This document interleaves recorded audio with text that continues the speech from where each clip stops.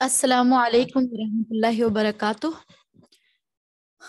ہم جو ہے آج جس صورت کی تلاوت کریں گے انشاءاللہ اسکرین شیئر کر رہی ہوں آپ کے ساتھ، تو امید ہے آپ لوگ بھی اس کو دیکھ پائیں گے۔ سورۃ الشعراء ہے جس کی ریسائٹیشن ہے باقی، تو ہم پہلے ریسائٹیشن کر لیتے ہیں انشاءاللہ۔ کل ہم نے اس کا کچھ حصہ پڑھ لیا تھا 25ویں پارے کا۔ جی ماشاء اللہ، الحمد للہ۔ جزاکم اللہ to all of you to attend this mashallah precious dars. Allah subhanahu wa ta'ala give us the lot of blessings of Allah, blessings of Quran. أعوذ بالله من الشيطان الرجيم، بسم الله الرحمن الرحيم، حاميم عين سين قاف كذلك يوحي إليك وإلى الذين من قبلك الله العزيز الحكيم، له ما في السماوات وما في الأرض وهو العلي العظيم. تكاد السماوات يتفطرن من فوقهن والملائكة يسبحون بحمد ربهم ويستغفرون لمن في الأرض ألا إن الله هو الغفور الرحيم. والذين اتخذوا من دونه أولياء الله حفيظ عليهم وما أنت عليهم بوكيل. وكذلك أوحينا إليك قرآنا عربيا لتنذر أم القرى ومن حولها وتنذر يوم الجمع لا ريب فيه، فريق في الجنة وفريق في السعير. ولو شاء الله لجعلهم أمة واحدة ولكن يدخل من يشاء في رحمته والظالمون ما لهم من ولي ولا نصير. أم اتخذوا من دونه أولياء فالله هو الولي وهو يحيي الموتى وهو على كل شيء قدير. وما اختلفتم فيه من شيء فحكمه إلى الله، ذلكم الله ربي عليه توكلت وإليه أنيب. فاطر السماوات والأرض جعل لكم من أنفسكم أزواجا ومن الأنعام أزواجا يذرأكم فيه ليس كمثله شيء وهو السميع البصير. له مقاليد السماوات والأرض يبسط الرزق لمن يشاء ويقدر إنه بكل شيء عليم. شرع لكم من الدين ما وصى به نوحا والذي أوحينا إليك وما وصينا به إبراهيم وموسى وعيسى وأن أقيموا الدين ولا تتفرقوا فيه، كبر على المشركين ما تدعوهم إليه، الله يجتبي إليه من يشاء ويهدي إليه من ينيب. وما تفرقوا إلا من بعد ما جاءهم العلم بغيا بينهم ولولا كلمة سبقت من ربك إلى أجل مسمى لقضي بينهم وإن الذين أورثوا الكتاب من بعدهم لفي شك منه مريب. فلذلك فادع واستقم كما أمرت ولا تتبع أهواءهم وقل آمنت بما أنزل الله من كتاب وأمرت لأعدل بينكم الله ربنا وربكم لنا أعمالنا ولكم أعمالكم لا حجة بيننا وبينكم الله يجمع بيننا وإليه المصير. والذين يحاجون في الله من بعد ما استجيبوا له حجتهم داحضة عند ربهم وعليه غضب ولهم عذاب شديد. الله الذي أنزل الكتاب بالحق والميزان وما يدريك لعل الساعة قريب يستعجل بها الذين لا يؤمنون بها والذين آمنوا مشفقون منها ويعلمون أنها الحق ألا إن الذين يمارون في الساعة لفي ضلال بعيد الله لطيف بعباده يرزق من يشاء وهو القوي العزيز من كان يريد حرث الآخرة نزد له في حرثه ومن كان يريد حرث الدنيا نؤته منها وما له في الآخرة من نصيب أم لهم شركاء شرعوا لهم من الدين ما لهم يأذن به الله ولولا كلمة الفصل لقضي بينهم وإن الظالمين لهم عذاب أليم ترى الظالمين مشفقين مما كسبوا وهو واقع بهم والذين آمنوا وعملوا الصالحات في روضات الجنات لهم ما يشاءون عند ربهم ذلك هو الفضل الكبير ذلك الذي يبشر الله عباده الذين آمنوا وعملوا الصالحات قل لا أسألكم عليه أجرا إلا المودة في القربى ومن يقترف حسنة نزد له فيها حسنا إن الله غفور شكور أم يقولون افترى على الله كذبا فإن يشاء الله يختم على قلبك ويمحو الله الباطل ويحق الحق بكلماته إنه عليم بذات الصدور وهو الذي يقبل التوبة عن عباده ويعفو عن السيئات ويعلم ما تفعلون ويستجيب الذين آمنوا وعملوا الصالحات ويزيدهم من فضله والكافرون لهم عذاب شديد ولو بسط الله الرزق لعباده لبغوا في الأرض ولكن ينزل بقدر ما يشاء إنه بعباده خبير بصير وهو الذي ينزل الغيث من بعد ما قنطوا وينشر رحمته وهو الولي الحميد ومن آياته خلق السماوات والأرض وما بث فيها من دابة وهو على جمعهم إذا يشاء قدير. آئیے ترجمہ دیکھ لیتے ہیں. یہ سورۃ الشورى ہے، شورا، اور اس کے تعارف میں جو ہے مختصراً جو ہے یہاں پہ دیے گئے ہیں. یہ حوامیم کے مجموعے کی تیسری صورت ہے. حوامیم یعنی حامیم سے شروع کی جانے والی صورتیں. دوسری مکی صورتوں کی طرح اس میں بھی توحید، رسالت اور آخرت کے بنیادی عقائد پر زور دیا گیا ہے اور ایمان کی قابل تعریف صفات بیان فرمائی گئی ہیں. اسی میں آیت نمبر 38 میں مسلمانوں کی خصوصیت بیان کی گئی ہے کہ ہم ان کے آپس معاملات آپس کے مشورے سے طے کرتے ہیں. مشورے کے لیے عربی کا لفظ شورا استعمال کیا گیا. اسی بنا پہ سورت کا نام شورا رکھا گیا ہے. سورت کے آخر میں یہ بتایا گیا ہے کہ اللہ تعالیٰ کسی بھی انسان سے روبرو ہو کر ہم کلام نہیں ہوتا بلکہ وحی کے ذریعے کلام فرماتا ہے. پھر اس وحی کی مختلف صورتیں بیان کی گئی ہیں. آئیے سورت شروع کرتے ہیں. اس میں 53 آیتیں ہیں، 53 اور 5 رکوع ہیں. جیسے آپ جانتے ہیں یہ حروف مقطعات ہیں، متشابہات بھی ہیں. اللہ پاک اس کے معنی زیادہ بہتر جانتے ہیں، یا ان کے حبیب جب ان پر یہ نازل فرمایا گیا تھا.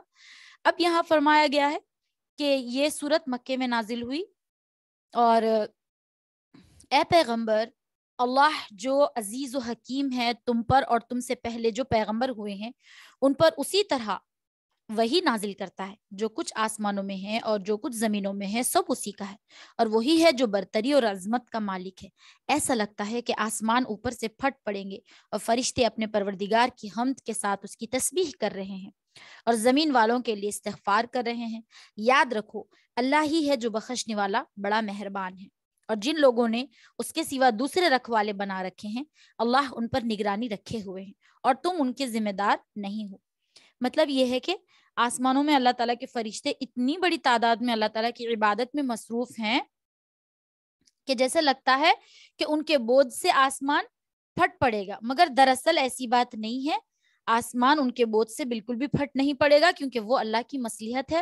اللہ تعالیٰ کس طرح آسمان کو بنایا یہ اللہ پاک ہی زیادہ بہتر جانتے ہیں۔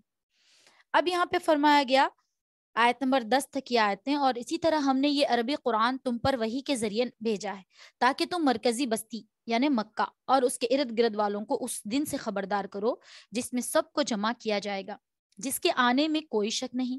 ایک گروہ جنت میں جائے گا اور ایک گروہ بھڑکتی ہوئی آگ میں، اور اگر اللہ چاہتا تو ان سب کو ایک ہی جماعت بنا دیتا، لیکن جس کو چاہتا ہے اپنی رحمت میں داخل کرتا ہے۔ اور جو لوگ ظالم ہیں ان کا نہ کوئی رکھوالا ہے نہ مددگار۔ کیا ان لوگوں نے اس کو چھوڑ کر دوسرے رکھوالیے بنا لیے ہیں؟ سچ تو یہ ہے اللہ رکھوالا ایک ہی ہے، رکھوالا اللہ ہی ہے، اور وہ مردوں کو زندہ کرتا ہے اور وہ ہر چیز پر قادر ہے۔ اور تم جس بات میں بھی اختلاف کر رہے ہو اس کا فیصلہ اللہ کے سپرد ہے۔ لوگو، وہی اللہ ہے جو میرا پروردگار ہے، اسی پر میں نے بھروسہ کیا ہے اور اسی سے میں لو لگاتا ہوں۔ یہاں پہ بتایا جا رہا ہے کہ یعنی سب کو زبردستی مسلمان بنا دیتے اللہ تعالیٰ چاہتے تو، لیکن اللہ تعالیٰ نے انسان کو اصل پیدا کرنے کا مقصد یہ تھا کہ لوگ زبردستی نہیں بلکہ اپنے اختیار سے سوچ سمجھ کر حق کو قبول کریں۔ اور اللہ سبحانہ و تعالیٰ فرما رہے ہیں اسی میں ان کا امتحان ہے جس پر آخرت کی جزا اور سزا مرتب ہونے والی ہے۔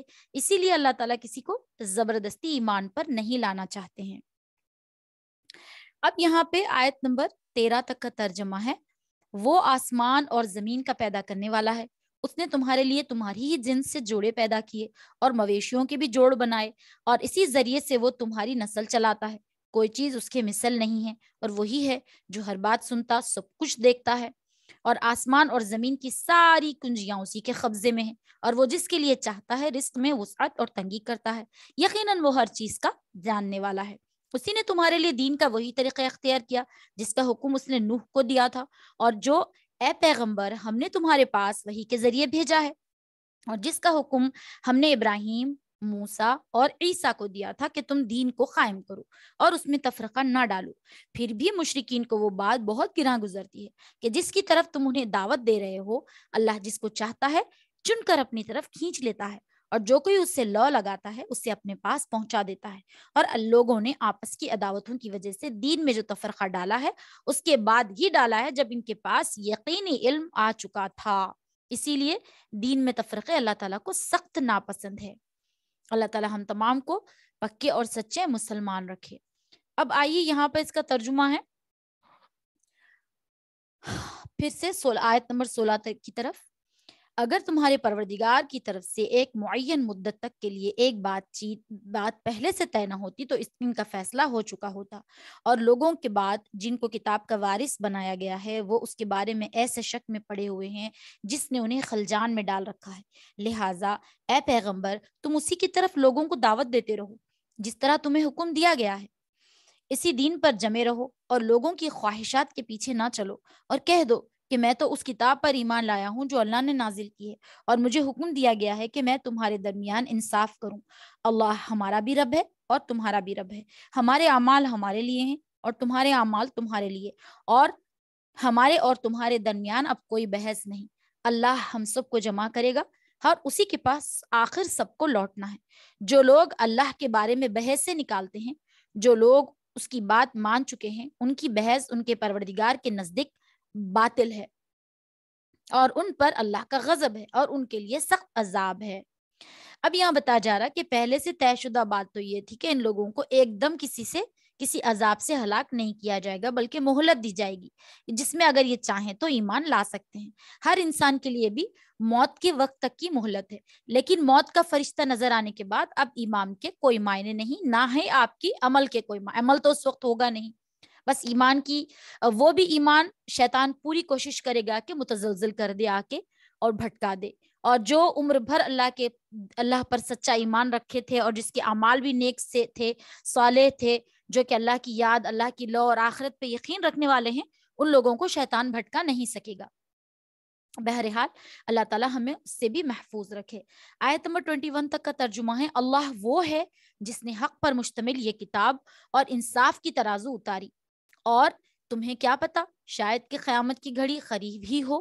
جو لوگ اس پر ایمان نہیں رکھتے وہ اس کے آنے کی جلدی مچاتے ہیں، جو لوگ ایمان لائے ہیں وہ اس سے سہمے رہتے ہیں اور جانتے ہیں کہ وہ برحق ہے، اور جو لوگ قیامت کے بارے میں بحثیں کر رہے ہیں وہ گمراہی میں بہت دور تک چلے گئے ہیں۔ اللہ اپنے بندوں پر بہت مہربان ہے، وہ جس کو چاہتا ہے رزق دیتا ہے، اور وہی ہے جو قوت کا بھی مالک ہے، اقتدار کا بھی مالک۔ جو شخص آخرت کی کھیتی چاہتا ہو ہم اس کی کھیتی میں اضافہ کریں گے، اور جو شخص صرف دنیا کی کھیتی چاہتا ہو ہم اسے اسی میں سے دے دیں گے، اور آخرت میں اس کا کوئی حصہ نہیں ہوگا۔ کیا ان کافروں کے کچھ ایسے شریک ہیں جنہوں نے ان کے لیے ایسا دین طے کر دیا ہے جس کی اللہ نے اجازت نہیں دی ہے؟ اور اگر اللہ کی طرف سے فیصلہ کن بات طے شدہ نہ ہوتی تو ان کا معاملہ چکا دیا گیا ہوتا، اور یقین رکھو کہ ظالموں کے لیے بڑا دردناک عذاب ہے۔ اللہم احفظنا۔ یہی مضمون سورہ بنی اسرائیل سورہ نمبر 17 آیت نمبر 18 میں بھی گزر چکا ہے۔ وہاں اللہ تعالیٰ نے فرمایا کہ جو شخص صرف دنیا کی بہتری چاہے اس کو دنیا کی نعمتیں دی جاتی ہیں، لیکن ہر مانگی ہوئی چیز پھر بھی نہیں ملتی، بلکہ جس کو اللہ دینا چاہتا ہے اور جتنا دینا چاہتا ہے اتنا ہی دیتا ہے۔ سبحان اللہ۔ بس اتنا ہے کہ جو مل گیا اس پر قانع رہیں، قناعت کریں۔ آیت نمبر 23 تک کا ترجمہ ہے، اس وقت تم ظالموں کو دیکھو گے کہ انہوں نے جو کمائی کی ہے اس کے وبال سے سہمے ہوئے ہوں گے، اور ان پر پڑھ کر رہے گا جو لوگ ایمان لائے ہیں، انہوں نے نیک عمل کیے ہیں، وہ جنتوں کی کیاریوں میں ہوں گے، انہیں اپنے پروردگار کے پاس سے وہ سب کچھ ملے گا جو وہ چاہیں گے۔ یہی بڑا فضل ہے، یہی وہ چیز ہے جس کی خوشخبری اللہ اپنے ان بندوں کو دیتا ہے جو ایمان لائے ہیں اور جنہوں نے نیک عمل کی ہے۔ اے پیغمبر کافروں سے کہہ دو کہ میں تم سے اس تبلیغ پر کوئی اجرت نہیں مانگتا سوائے رشتہ داری کی محبت کے، اور جو شخص کوئی بھلائی کرے گا ہم اس کی خاطر اس بھلائی میں مزید خوبی کا اضافہ کر دیں گے۔ یقین جانو اللہ بہت بخشنے والا بڑا قدردان ہے۔ یہاں پہ بتایا جا رہا ہے کہ قریش مکہ سے آن حضرت صلی اللہ علیہ وسلم کی جو رشتہ داریاں تھیں ان کے حوالے سے فرمایا جا رہا ہے کہ میں تم سے تبلیغ کے کوئی اجرت تو نہیں مانگتا، لیکن کم از کم اتنا تو کرو کہ میری رشتہ داری کے جو حقوق ہیں ان کا لحاظ کرتے ہوئے مجھے تکلیف نہ دو اور میرے راستے میں رکاوٹیں پیدا نہ کرو، یعنی اس بھلائی پر جتنا اجر ملنا چاہیے تھا اس سے زیادہ کریں، زیادہ دیں گے اللہ تعالیٰ۔ اب آئیے آیت نمبر 28 تک کا ترجمہ ہے، بھلا کہ یہ لوگ یوں کہتے ہیں کہ اس شخص نے یہ کلام خود گڑھ کر جھوٹ موٹ اللہ کے ذمہ لگا دیا ہے، حالانکہ اگر اللہ چاہتا ہے تو تمہارے دل پر مہر لگا دے، اور اللہ تو باطل کو مٹاتا ہے اور حق کو اپنے کلمات کے ذریعے ثابت کرتا ہے۔ یقیناً وہ سینوں میں چھپی ہوئی باتوں تک کو جانتا ہے، اور وہی ہے جو اپنے بندوں کی توبہ قبول کرتا ہے اور گناہوں کو معاف کرتا ہے، اور جو کچھ تم کرتے ہو اس کا پورا علم رکھتا ہے۔ اور جو لوگ ایمان لائے ہیں اور جنہوں نے نیک عمل کیے ہیں وہ ان کی دعا سنتا ہے اور انہیں اپنے فضل سے اور زیادہ دیتا ہے، اور لوگوں اور کافروں کے لیے سخت عذاب ہے۔ اور اگر اللہ اپنے بندوں کے لیے رزق کھلے طور پر پھیلا دیتا ہے تو وہ زمین میں سرکشی کرنے لگتے ہیں، مگر وہ ایک خاص اندازے سے جتنا چاہتا ہے رزق اتارتا ہے۔ یقیناً وہ اپنے بندوں سے پوری طرح باخبر ان پر نظر رکھنے والا ہے۔ اور وہی ہے جو لوگوں کے نا امید ہونے کے بعد بارش برساتا ہے اور اپنی رحمت پھیلا دیتا ہے، اور وہی ہے جو سب کا قابل تعریف رکھوالا ہے۔ یعنی اگر معاذ اللہ آن حضرت صلی اللہ علیہ وسلم اپنی طرف سے گڑھ کر یہ قرآن بنا رہے ہوتے تو اللہ تعالیٰ آپ کے دل پر مہر لگا دیتا، جس کی وجہ سے آپ کو ایسا کلام پیش کرنے پر قدرت ہی نہ ہوتی، کیونکہ اللہ تعالیٰ کی سنت یہ ہے کہ اگر کوئی شخص نبوت کا جھوٹا دعویٰ کرے تو اس کی بات کو چلنے نہیں دیتے اور باطل کو مٹا دیتے ہیں، اس کے برعکس سچے نبی کے دعوے کو اپنے کلمات کے ذریعے ثابت فرماتے ہیں۔ سبحان اللہ۔ اب آئیے یہاں تک ہم نے ترجمہ تلاوت کر لی ہے تو پڑھ بھی لیتے ہیں اس کے ترجمہ۔ اس کی نشانیوں میں سے ہے آسمان اور زمین کی پیدائش اور وہ جاندار جو اس نے دونوں میں پھیلا رکھے ہیں، اور وہ جب چاہے ان کو جمع کرنے پر قدرت رکھتا ہے، اور تمہیں جو کوئی مصیبت پہنچتی ہے وہ تمہارے اپنے ہاتھوں کے کیے ہوئے کاموں کی وجہ سے پہنچتی ہے، اور بہت سے کاموں سے تو وہ درگزر ہی کرتا ہے، اور تمہاری مجال نہیں کہ زمین میں اللہ کو عاجز کر سکو، اور اللہ کے سوا تمہارا نہ کوئی رکھوالا ہے نہ مددگار۔ اور اس کی نشانیوں میں سے ہے سمندر میں یہ پہاڑوں جیسا جہاز، اگر وہ چاہے تو ہوا کو ٹھہرا دے جسے یہ سمندر کی پشت پر کھڑے کے کھڑے رہ جائیں۔ یقیناً اس میں ہر اس شخص کے لیے بڑی نشانیاں ہیں جو صبر کا بھی خوگر ہے، شکر کا بھی۔ یا اگر اللہ چاہے تو ان جہازوں کو لوگوں کے بعض اعمال کی وجہ سے تباہ کر دے اور بہت سوں سے درگزر کر جائے، اور جو لوگ ہماری آیتوں میں جھگڑے ڈالتے ہیں انہیں پتہ چل جائے کہ ان کے لیے کوئی بچاؤ کی جگہ نہیں ہے۔ بہرحال اللہ تعالی ہم تمام کو اپنی قہر سے، عذاب سے محفوظ رکھے۔ آئیے تلاوت کرتے ہیں۔ بسم الله الرحمن الرحيم وما أصابكم من مصيبة فبما كسبت أيديكم ويعفو عن كثير وما أنتم بمعجزين في الأرض وما لكم من دون الله من ولي ولا نصير ومن آيات الجوار في البحر كالأعلام إن يشأ يسكن الريح فيظللن رواكد على ظهره إن في ذلك لآيات لكل صبار شكور أو يوبقهن بما كسبوا ويعفو عن كثير ويعلم الذين يجادلون في آياتنا ما لهم من محيص فما أوتيتم من شيء فمتاع الحياة الدنيا وما عند الله خير وأبقى للذين آمنوا وعلى ربهم يتوكلون والذين يجتنبون كبائر الإثم والفواحش وإذا ما غضبوا هم يغفرون والذين استجابوا لربهم وأقاموا الصلاة وأمرهم شورى بينهم ومما رزقناهم ينفقون والذين إذا أصابهم البغي هم ينتصرون وجزاء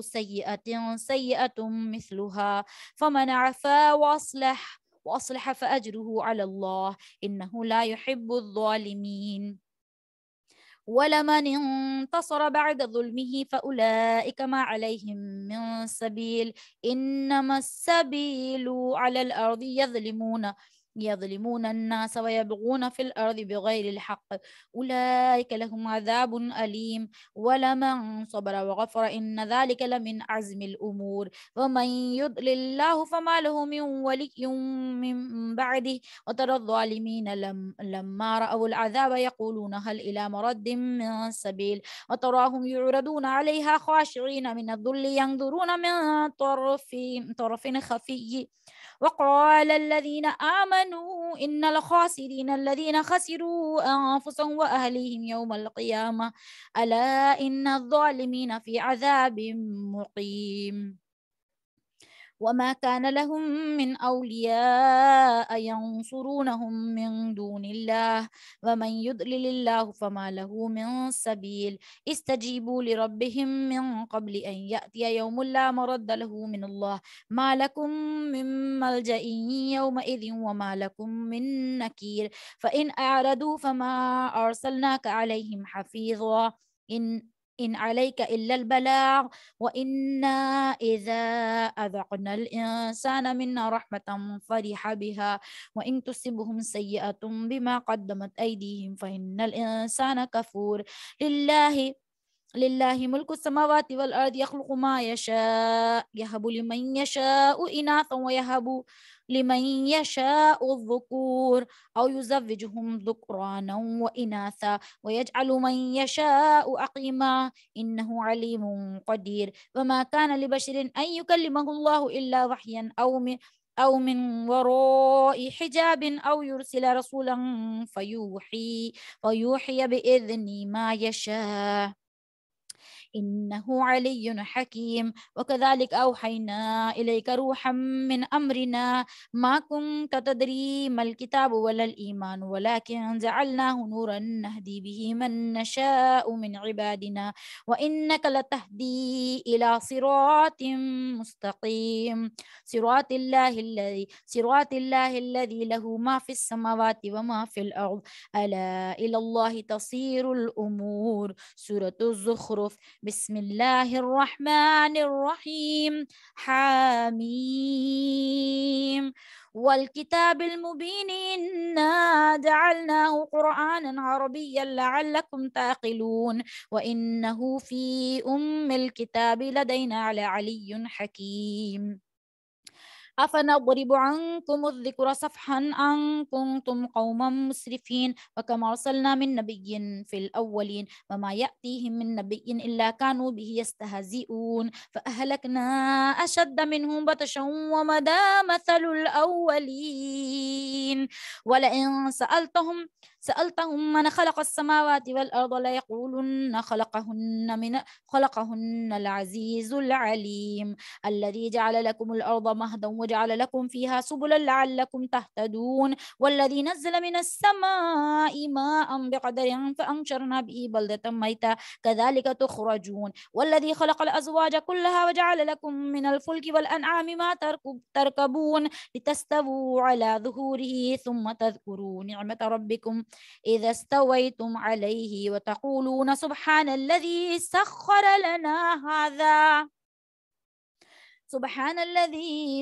لنا هذا وما كنا له مقرنين وإنا إلى ربنا لمنقلبون وجعلوا له من عباده جزءا إن الإنسان لكفور مبين أم اتخذ من خلق مما يخلق بنات وأصفاكم بالبنين وإذا بشر أحدهم بما ضرب للرحمن مثلا ظل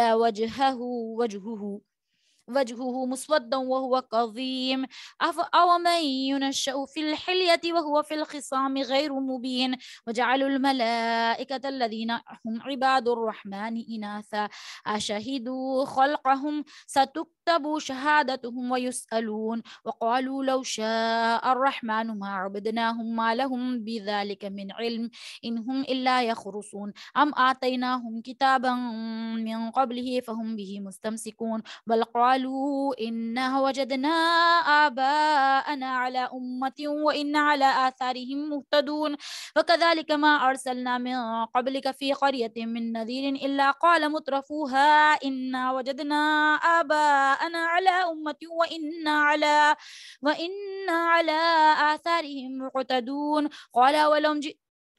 قال ولو جئتكم بأهدى مما وجدتم عليه آباءكم قالوا إنا بما أرسلتم به كافرون فانتقمنا منهم فانظر كيف كان عاقبة المكذبين.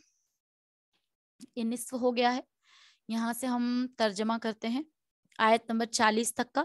غرض تمہیں جو کوئی چیز دی گئی ہے وہ دنیاوی زندگی کی پونجی ہے اور جو کچھ اللہ کے پاس ہے وہ ان لوگوں کے لیے کہیں بہتر اور پائیدار ہے جو ایمان لائے اور اپنے پروردگار پر بھروسہ کرتے ہیں اور جو بڑے بڑے گناہوں اور بے حیائی کے کاموں سے پرہیز کرتے ہیں اور جب ان کو غصہ آتا ہے تو درگزر سے کام لیتے ہیں اور جنہوں نے اپنے پروردگار کی بات مانی ہے اور نماز قائم کی ہے ان کے معاملات آپس کے مشورے سے طے کرتے ہیں اور ہم نے انہیں جو رزق دیا ہے اس میں سے نیکی کے کاموں میں خرچ کرتے ہیں اور جب ان پر کوئی زیادتی ہوتی ہے تو وہ اپنا دفاع کرتے ہیں اور کسی برائی کا بدلہ اس جیسی برائی ہے.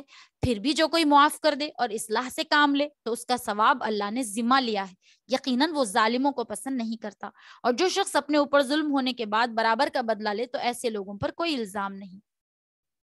بہت ہی پیاری آیاتیں ہیں ایسی کہ ہمارے سماج میں ہر کوئی بالکل اگر ان آیات پر عمل کر لیں تو کسی کے دلوں میں کسی کے لیے کوئی دشمنی باقی نہیں رہے گی.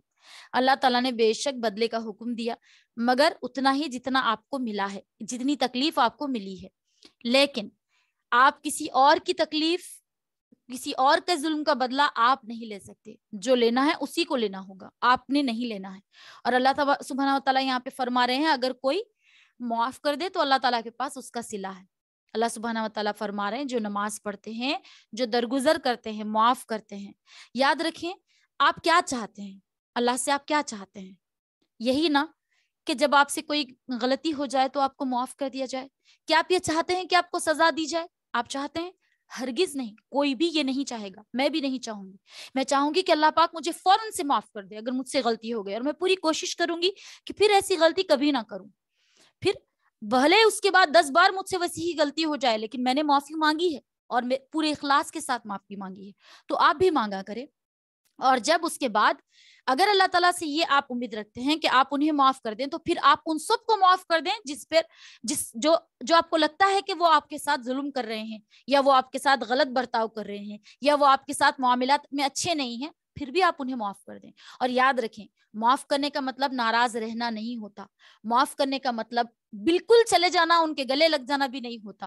معاف کرنے کا مطلب ہوتا کہ آپ معاملات کو سیدھے رکھیں اور اپنی جو ہے ناراضگیاں ان سے دور کر دیں, سلام تک سلام رکھیں اور ان کے ساتھ اچھا معاملہ کریں, جب بھی وقت آئے اچھی بات کریں.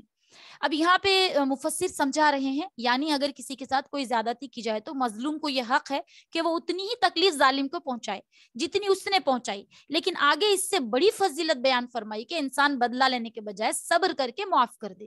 بہت بڑی چیز ہے. یہاں پیارے رب ذوالجلال کی آیتیں ہیں, اللہ تعالی ہم تمام کو اس پر بعمل بنا دے. آگے ہے آیت نمبر 46. الزام تو ان پر ہے جو لوگوں پر ظلم کرتے ہیں اور زمین میں ناحق زیادتیاں کرتے ہیں, ایسے لوگوں کے لیے دردناک عذاب ہے. دیکھیں آج ہمارا سب سے بڑا ایک یہاں پہ اللہ تعالیٰ کی اس پیاری آیت کے بعد میں یہ کہنا چاہوں گی, ہر انسان کا سب سے بڑا الزام یہی ہے کہ جب اس پہ کوئی مصیبت آتی ہے تو وہ یہ سمجھتا ہے اللہ کا امتحان ہے. جب دوسرے پہ کوئی مصیبت آتی ہے تو سوچتا ہے اللہ تعالیٰ کی اس کے ساتھ سزا ہے. یہ کبھی نہ سوچیں, کیونکہ دوسرا بھی ہو سکتا ہے آپ کے بارے میں یہی سوچے. تو جب بھی اپنے یا دوسرے کسی پر کوئی بھی پریشانی آئے, بس اس کی یہی سب سے بڑی کسوٹی ہے کہ اس مصیبت میں وہ اللہ کو یاد کر کے اللہ کے آگے جھکتا ہے تو وہ اس کا امتحان ہے. اگر وہ اللہ سے نالا ہو جاتا ہے تو بے شک اس کی یہ سزا ہے, چاہے وہ آپ ہو چاہے وہ دوسرے. یہ بات یاد رکھیں. انشاءاللہ میں اس کسوٹی کو بار بار کہتی رہوں گی تاکہ یہ ذہن میں بیٹھ جائے.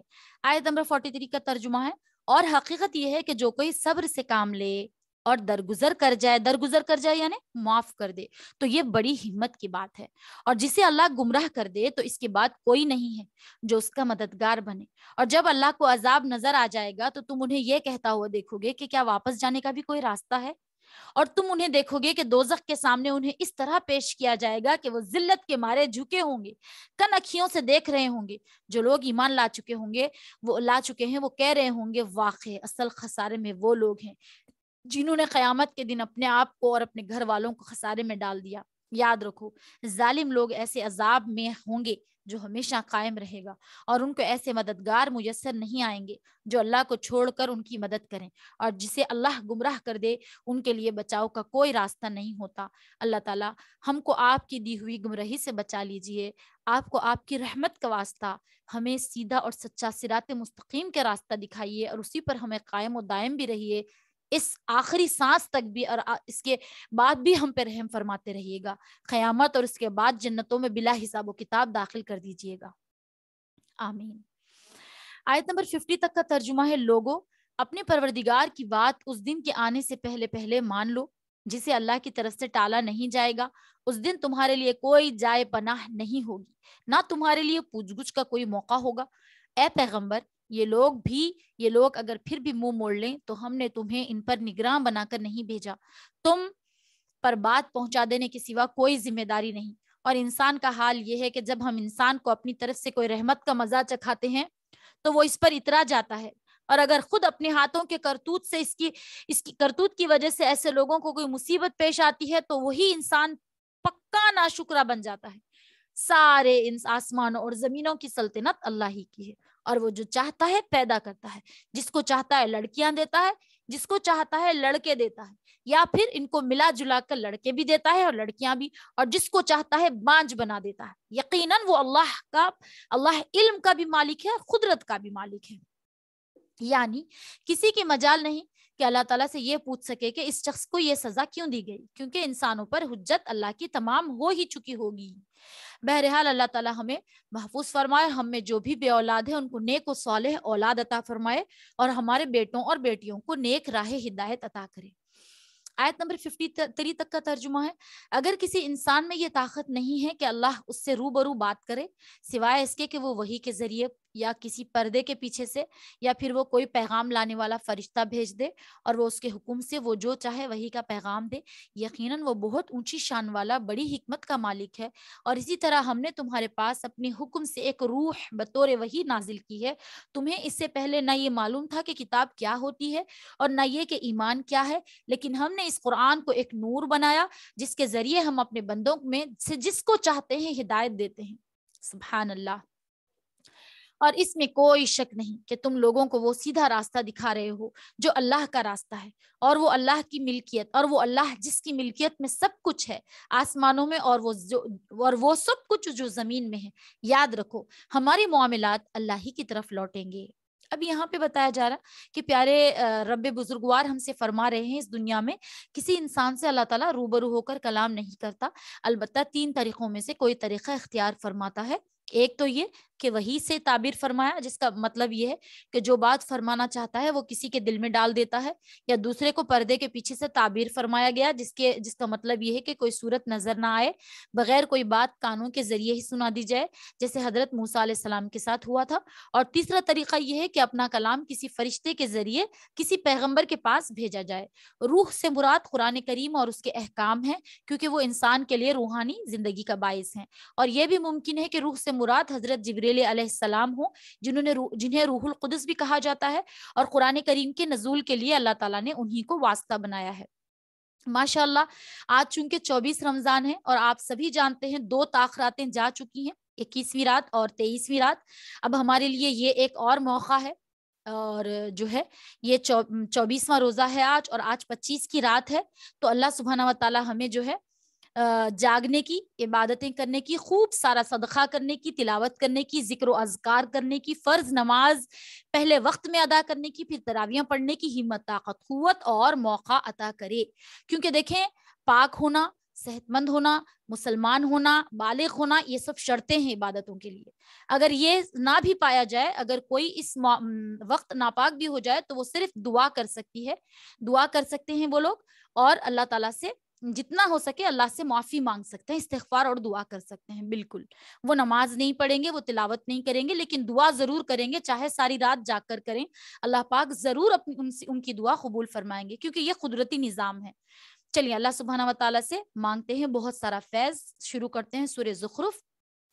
اس کا تعارف یہ ہے، اس سورت کا مرکزی موضوع مکے کی تردید، مشرکین مکہ کی تردید ہے، جس میں ان کے اس عقیدے کا خاص طور پر ذکر فرمایا گیا کہ جس کی روح سے وہ فرشتوں کو اللہ تعالیٰ کی بیٹیاں کہتے تھے، نیز وہ اپنے دین کو صحیح قرار دینے کے لیے یہ دلیل دیتے تھے کہ ہم اپنے باپ دادوں کو اسی طریقے پر پایا ہے۔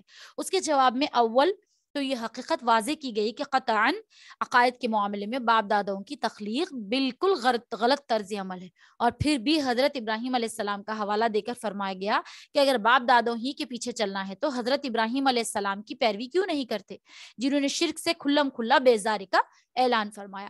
مشرکین آن حضرت صلی اللہ علیہ وسلم پر جو اعتراضات کرتے تھے، اس صورت میں ان کا جواب بھی دیا گیا۔ ان کا ایک اعتراض تو یہ تھا کہ اگر اللہ تعالیٰ کو کوئی پیغمبر بھیجنا ہی تھا تو کسی دولت مند سردار کو اس مقصد کے لیے کیوں نامزد نہیں کیا۔ اللہ تعالیٰ نے اس صورت میں واضح فرما دیا کہ دنیاوی مال دولت کا انسان کے تقدس اور اللہ تعالیٰ کے تقرب سے کوئی تعلق نہیں ہے، اور اللہ تعالیٰ کا کافروں کو بھی سونا چاندی اور دنیا بھر کی دولت دے سکتا ہے، لیکن اس سے یہ لازم نہیں آتا کہ وہ اللہ تعالیٰ کے مقرب ہیں، کیونکہ آخرت کی نعمتوں کے مقابلے میں اس مال و دولت کی کوئی حیثیت ہی نہیں ہے۔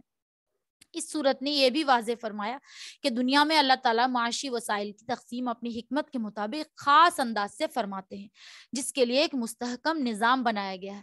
اسی ذیل میں اللہ تعالیٰ نے حضرت موسیٰ علیہ السلام اور فرعون کا واقعہ بھی اختصار کے ساتھ بیان فرمایا ہے، کیونکہ فرعون کو بھی حضرت موسیٰ علیہ السلام پر یہی اعتراض تھا کہ وہ دنیاوی مال و دولت کے اعتبار سے کوئی بڑی حیثیت نہیں رکھتے، اور فرعون کے پاس سب کچھ ہے، لیکن انجام یہ ہوا کہ فرعون اپنے کفر کی وجہ سے غرق ہوا اور حضرت موسیٰ علیہ السلام غالب آ کر رہے۔ نیز اس صورت میں حضرت عیسیٰ علیہ السلام کا بھی مختصر ذکر فرما کر ان کی صحیح حیثیت واضح فرمائی۔ زخرف عربی میں سونے کو کہتے ہیں۔ اس صورت کا آخری آیت نمبر 35 میں اس کا ذکر اسی سیاق میں کیا گیا ہے، اگرچہ اللہ چاہے تو سارے کافروں کو سونے سے نہال کر دے، اسی وجہ سے اس صورت کا نام زخرف ہے۔ اس صورت میں 89 یعنی 1 کم 90 آیاتیں ہیں اور 7 رکوع ہیں، اور وہی حامیم سے شروع ہے، اور یہ صورت مکی ہے۔ 89، اچھا اس میں 89 آیتیں ہیں۔ بسم اللہ الرحمن الرحیم، شروع اللہ کے نام سے جو بڑا مہربان اور نہایت رحم والا ہے۔ قسم ہے اس واضح کتاب کی، ہم نے اسے عربی زبان کا قرآن بنایا تاکہ تم سمجھو، اور حقیقت یہ ہے کہ وہ ہمارے پاس لوح محفوظ میں بڑے اونچے درجے کی حکمت سے بھری ہوئی کتاب ہے۔ بھلا کیا ہم منہ موڑ کر اس نصیحت نامے کو تم سے اس بنا پر ہٹا لیں کہ تم حد سے گزرے ہوئے ہو؟ اور کتنے ہی نبی ہم نے پچھلے لوگوں میں بھیجے ہیں، اور ان لوگوں کے پاس ایسا نبی نہیں آیا جس کا وہ مذاق اڑاتے ہوں۔ پھر جو لوگ ان مکے والوں سے کہیں زیادہ زور آور تھے ہم نے انہیں ہلاک کر دیا، اور ان پچھلے لوگوں کا حال پیچھے گزر چکا ہے۔ قرآن کریم ازل سے لوح محفوظ میں موجود تھا، پھر وہاں سے آسمان دنیا پر اس کے بعد حسب توقع، حسب موقع حضور نبی کریم صلی اللہ علیہ وسلم پر نازل ہوا۔ یہ اللہ تعالیٰ کی رحمت کا تقاضا ہے کہ جو لوگ نافرمانی میں حد سے گزر گئے ہوں ان کو بھی ہدایت کا راستہ دکھایا جاتا ہے، اور مطلب یہ ہے کہ تم پسند کرو یا ناپسند کرو، ہم تمہیں ہدایت کا راستہ بتا کر نصیحت کرنا نہیں چھوڑ سکتے۔ آیت نمبر 12 تک کا ترجمہ ہے، اگر تم ان مشرکوں سے پوچھو کہ سارے آسمان اور زمین کس نے پیدا کیے تو وہ ضرور یہی کہیں گے کہ انہیں اس ذات نے پیدا کیا جو اقتدار کا بھی مالک ہے اور علم کا بھی مالک ہے۔ یہ ہے وہ ذات جس نے تمہارے لیے زمین کو بچھونا بنایا اور اس میں تمہارے لیے راستے بنائے تاکہ تم منزل تک پہنچ سکو، اور جس نے آسمان کو ایک خاص انداز سے پانی اتارا آسمان سے اور پھر اس کے ذریعے ایک مردہ علاقے کو نئی زندگی دی۔ اسی طرح تمہیں خبروں سے نکال کر نئی زندگی دی جائے گی جس نے ہر طرح کے جوڑے پیدا کیے اور تمہارے لیے وہ کشتیاں اور چوپائے بنائے جن پر تم سواری کرتے ہو۔ اب یہاں پہ وہی ساری چیزیں بتائی جا رہی ہیں جو اللہ کی نعمتیں ہیں، اور اللہ سبحانہ و تعالیٰ بتایا جا رہا ہے کہ ایسی چیزیں بھی بنا دی، وہ سواریاں اتنی جو ہے سرشت ہوتی ہیں، ان کی سرشت میں یہ ہوتا ہے کہ وہ بہت جنگلی ہوتی ہیں، لیکن پھر بھی چھوٹے سے بچے کے ہاتھ میں بھی اگر ان کو اللہ تعالیٰ قابو میں دے دے تو وہ اس کو چلا سکتے ہیں۔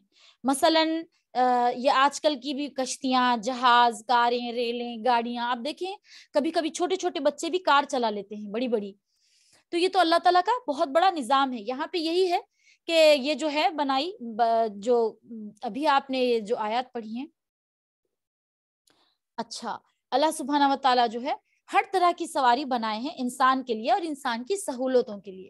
مثلاً یہی ہے کہ وہ انسان اللہ تعالیٰ کا شکر ادا کرے اور ان سواریوں کا فائدہ اٹھائے اللہ کے نام کے ساتھ۔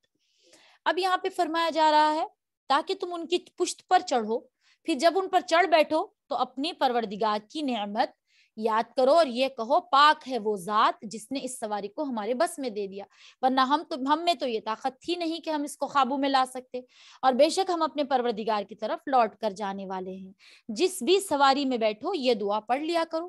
یہاں ہے اس سواری میں بیٹھنے کی دعا ہے، سبحان الذی سخر لنا ھذا وما كنا له مقرنین وإنا إلی ربنا لمنقلبون وإنا إلی ربنا لمنقلبون۔ تو یہ بہت اچھی ہے، اگر آپ یہ دعا پڑھ لیں تو انشاءاللہ ثم انشاءاللہ آپ ہر طرح کے برے حادثات سے محفوظ رہیں گے، اور بے شک ہم اپنے پروردگار کی طرف لوٹ کر جانے والے ہیں۔ اور ان مشرکوں نے یہ بات بنائی ہے کہ اللہ کا خود اس کے بندوں میں سے کوئی جز ہے، حقیقت یہ ہے کہ انسان کھلم کھلا ناشکرا ہے۔ یہاں وہی بات بتائی جا رہی، انسان کو شکر ادا کرنا چاہیے، اور سفر میں کبھی بھی یہ دعا نہیں بھولنی چاہیے۔ کوئی بھی حادثہ پیش آ سکتا ہے لیکن اعمال سے انسان کے اللہ سبحانہ و تعالیٰ بس ہم تمام کی حفاظت فرمائے۔ اور یہاں وہی مشرکین کے عقیدے کا جو ہے بیان کیا جا رہا ہے، اور اگر کوئی لڑکی پیدا ہو جاتی تو وہ بہت مغمون ہو جاتے، اور یہ عجیب بات ہے کہ بیٹی کو خود اپنے لیے تو عیب سمجھتے ہیں اور اللہ تعالیٰ کے بارے میں یہ عقیدہ رکھتے ہیں کہ ان کی بیٹیاں ہیں۔ تیسرے یہ کہ عقیدے کی روح سے فرشتے مؤنث قرار پاتے ہیں حالانکہ وہ مؤنث نہیں ہیں۔ چوتھے یہ کہ عورت ہونا حقیقت میں کوئی عیب یا عار کی بات نہیں، لیکن عام طور سے عورتوں کی صلاحیتیں مردوں کے مقابلے میں کم ہوتی ہیں کیونکہ ان کی زیادہ توجہ زیورات اور زیب و زینت کی طرف رہتی ہے، اور اپنی بات کو خوب واضح کر کے کہنے کی صلاحیت بھی اکثر ان میں کم ہوتی ہے۔ لہٰذا بالفرض اللہ تعالیٰ کو کوئی اولاد رکھنی منظور بھی ہوتی تو وہ مؤنث ہی کا انتخاب کیوں فرماتا؟ بہرحال اللہ عالم۔ بھلا کیا اللہ اپنی مخلوق میں سے اپنے لیے تو بیٹیاں پسند کی ہیں اور تمہیں بیٹوں کے لیے منتخب کیا ہے؟ حالانکہ ان میں سے کوئی جب بیٹی کی ولادت کی خوشخبری دی جاتی ہے تو اس نے خدائے رحمان کی طرف منسوب کر رکھی ہیں تو اس کا چہرہ سیاہ پڑ جاتا ہے اور دل ہی دل میں گھٹتا رہتا ہے۔ اور کیا اللہ نے ایسی اولاد پسند کی ہے جو زیوروں میں پالی پوسی جاتی ہے، جو بحث مباحثے میں کھل کر بھی نہیں کہہ سکتی اپنی بات کھل کر بھی نہیں کہہ سکتی۔ اس کے علاوہ انہوں نے فرشتوں کو جو خدائے رحمان کے بندے ہیں مؤنث بنا دیا ہے۔ کیا یہ لوگ ان کی تخلیق کے وقت موجود تھے؟ ان کا یہ دعویٰ لکھ لیا جائے ان سے باز پرس ہوگی، اور یہ کہتے ہیں کہ اگر خدائے رحمان چاہتا تو ہم فرشتوں کی عبادت نہ کرتے۔ ان کو اس بات کی حقیقت کا ذرا بھی علم ہے نہیں ہے، اور ان کا کام اس کے سوا کچھ نہیں کہ اندازوں کے تیر چلائے جاتے، جو کہ نہیں چلانا چاہیے۔ اندازوں کے تیر ہمیشہ اللہ تعالیٰ کے بارے میں درست بات رکھنی چاہیے، درست بات نہ رکھنے سے بہت ہی غلط بات صادر آتی ہے۔ آئیے آیت نمبر 25 تک کا ترجمہ کرتے ہیں۔ بھلا کیا ہم نے انہیں اس سے پہلے کوئی کتاب دی تھی جسے یہ تھامے بیٹھے ہیں؟ نہیں، بلکہ ان کا کہنا ہے کہ ہم اپنے باپ دادوں کو ایک طریقے پر پایا، ہم انہی کے نقش و قدم پر مطابق ٹھیک ٹھیک راستے پر جا رہے ہیں۔ اور اے پیغمبر، ہم نے تم سے پہلے جب بھی کسی بستی میں کوئی خبردار کرنے والا پیغمبر بھیجا تو وہاں کے دولت مند لوگوں نے یہی کہا کہ ہم نے اپنے باپ دادوں کو ایک طریقے پر پایا ہے اور ہم انہی کے نقش و قدم کے پیچھے چل رہے ہیں۔ پیغمبر نے کہا کہ تم اپنے باپ دادوں کو جس طریقے پر پایا ہے، اگر میں تمہارے پاس اس سے کہیں زیادہ ہدایت کی بات لے کر آیا ہوں تو کیا پھر بھی تم اپنے طریقے پر چلے جاؤ گے؟ انہوں نے جواب دیا، جو پیغام دے کر بھیجے گئے ہو ہم تو اس کو ماننے والے نہیں۔ نتیجہ یہ ہوا کہ ہم نے ان سے انتقام لیا۔ اب دیکھ لو جھٹلانے والوں کا انجام کیسا ہوا۔ اللہم احفظنا۔ اللہ تعالیٰ کے بارے میں کوئی عقیدہ یا تو اس وقت رکھا جا سکتا ہے جب وہ ہر عقل والے کے لیے بالکل بدیہی طور پر واضح ہو جائے، بدیہی یعنی بالکل سمجھ آ جائے۔ جیسے ہم کوئی چیز دیکھیں تو ہمیں سمجھ آ جائے کہ یہ فلاں چیز ہے، آسمان کو دیکھیں ہم کہیں کہ آسمان ہے، یا پھر خود اللہ تعالیٰ نے کسی آسمانی کتاب کے ذریعے اس کی وضاحت فرمائی ہو۔ مشرکین کے عقیدوں کی کوئی بنیاد بھی نہیں تھی ان کے پاس۔ بہرحال ہم نے یہاں تک تلاوت کی ہے، آئیے تلاوت اس کے آگے کرتے ہیں۔ اعوذ باللہ من الشیطان الرجیم، بسم اللہ الرحمن الرحیم۔ وَإِذْ قَالَ إِبْرَاهِيمُ لِأَبِيهِ وَقَوْمِهِ إِنَّنِي بَرَاءٌ مِّمَّا تَعْبُدُونَ إِلَّا الَّذِي فَطَرَنِي فَإِنَّهُ سَيَهْدِينِ وَجَعَلَهَا كَلِمَةً بَاقِيَةً فِي عَقِبِهِ لَعَلَّهُمْ يَرْجِعُونَ بَلْ مَتَّعْتُ هَٰؤُلَاءِ وآباءهم حتى جاءهم الحق ورسول مبين ولما جاءهم الحق وقالوا هذا سحر وإنا به كافرون وقالوا لولا نزل هذا القرآن على رجل من القريتين عظيم أهم يقسمون رحمة ربك نحن قسمنا بينهم معيشتهم في الحياة الدنيا ورفعنا بعضهم فوق بعض درجات ليتخذ بعضهم بعضا سخريا ورحمة ربك خير مما يجمعون ولولا أن يكون الناس أمة واحدة لجعلنا لمن يكفر بالرحمن لبيوتهم سقفا من فضة ومعارج عليها يظهرون ولبيوتهم أبوابا وسرورا عليها يتكئون وزخرفا وإن كل ذلك لما متاع الحياة الدنيا والآخرة عند ربك للمتقين ومن يعش عن ذكر الرحمن نقيض له شيطانا فهو له قرين وإنه ليصدونهم عن السبيل ويحسبون أنهم مهتدون حتى إذا جاءنا قال يا ليت بيني وبينك بعد المشرقين فبئس القرين ولن ينفعكم اليوم إذ ظلمتم أنكم في العذاب مشتركون أفأنت تسمع الصم أو تهدي العمي ومن كان في ضلال مبين فإما نذهبن بك فإنا منهم منتقمون أو نرينك الذي وعدناهم فإنا عليهم مقتدرون فاستمسك نفسك بالذي أوحي إليك إنا على صراط مستقيم وإنا لذكر لك ولقومك وسوف تسألون واسأل من أرسلنا من قبلك من رسلنا أجعلنا من دون الرحمن آلهة يعبدون ولقد أرسلنا موسى بآياتنا إلى فرعون وملئه فقال إني رسول رب العالمين فلما جاءهم بآياتنا إذا هم منها يضحكون وما نريهم من آية إلا هي أكبر من أختها وأخذناهم بالعذاب لعلهم يرجعون وقالوا يا أيها الساحر ادع لنا ربك بما عهد عندك إننا لمهتدون فلما كشفنا عنهم العذاب إذا هم ينكثون ونادى فرعون في قومه قال يا قوم أليس لي ملك مصر وهذه الأنهار تجري من تحتي أفلا تبصرون أم أنا خير من هذا الذي هو مهين ويكاد يبين فلولا ألقي عليه أسورة من ذهب أو جاء معه الملائكة مقترنين فاستخف قومه فأطاعوه إنهم كانوا قوما فاسقين فلما آسفونا انتقمنا منهم فأغرقناهم أجمعين فجعلناهم سلفا ومثلا للآخرين ولما ضرب ابن مريم مثلا إذا قومك منه يصدون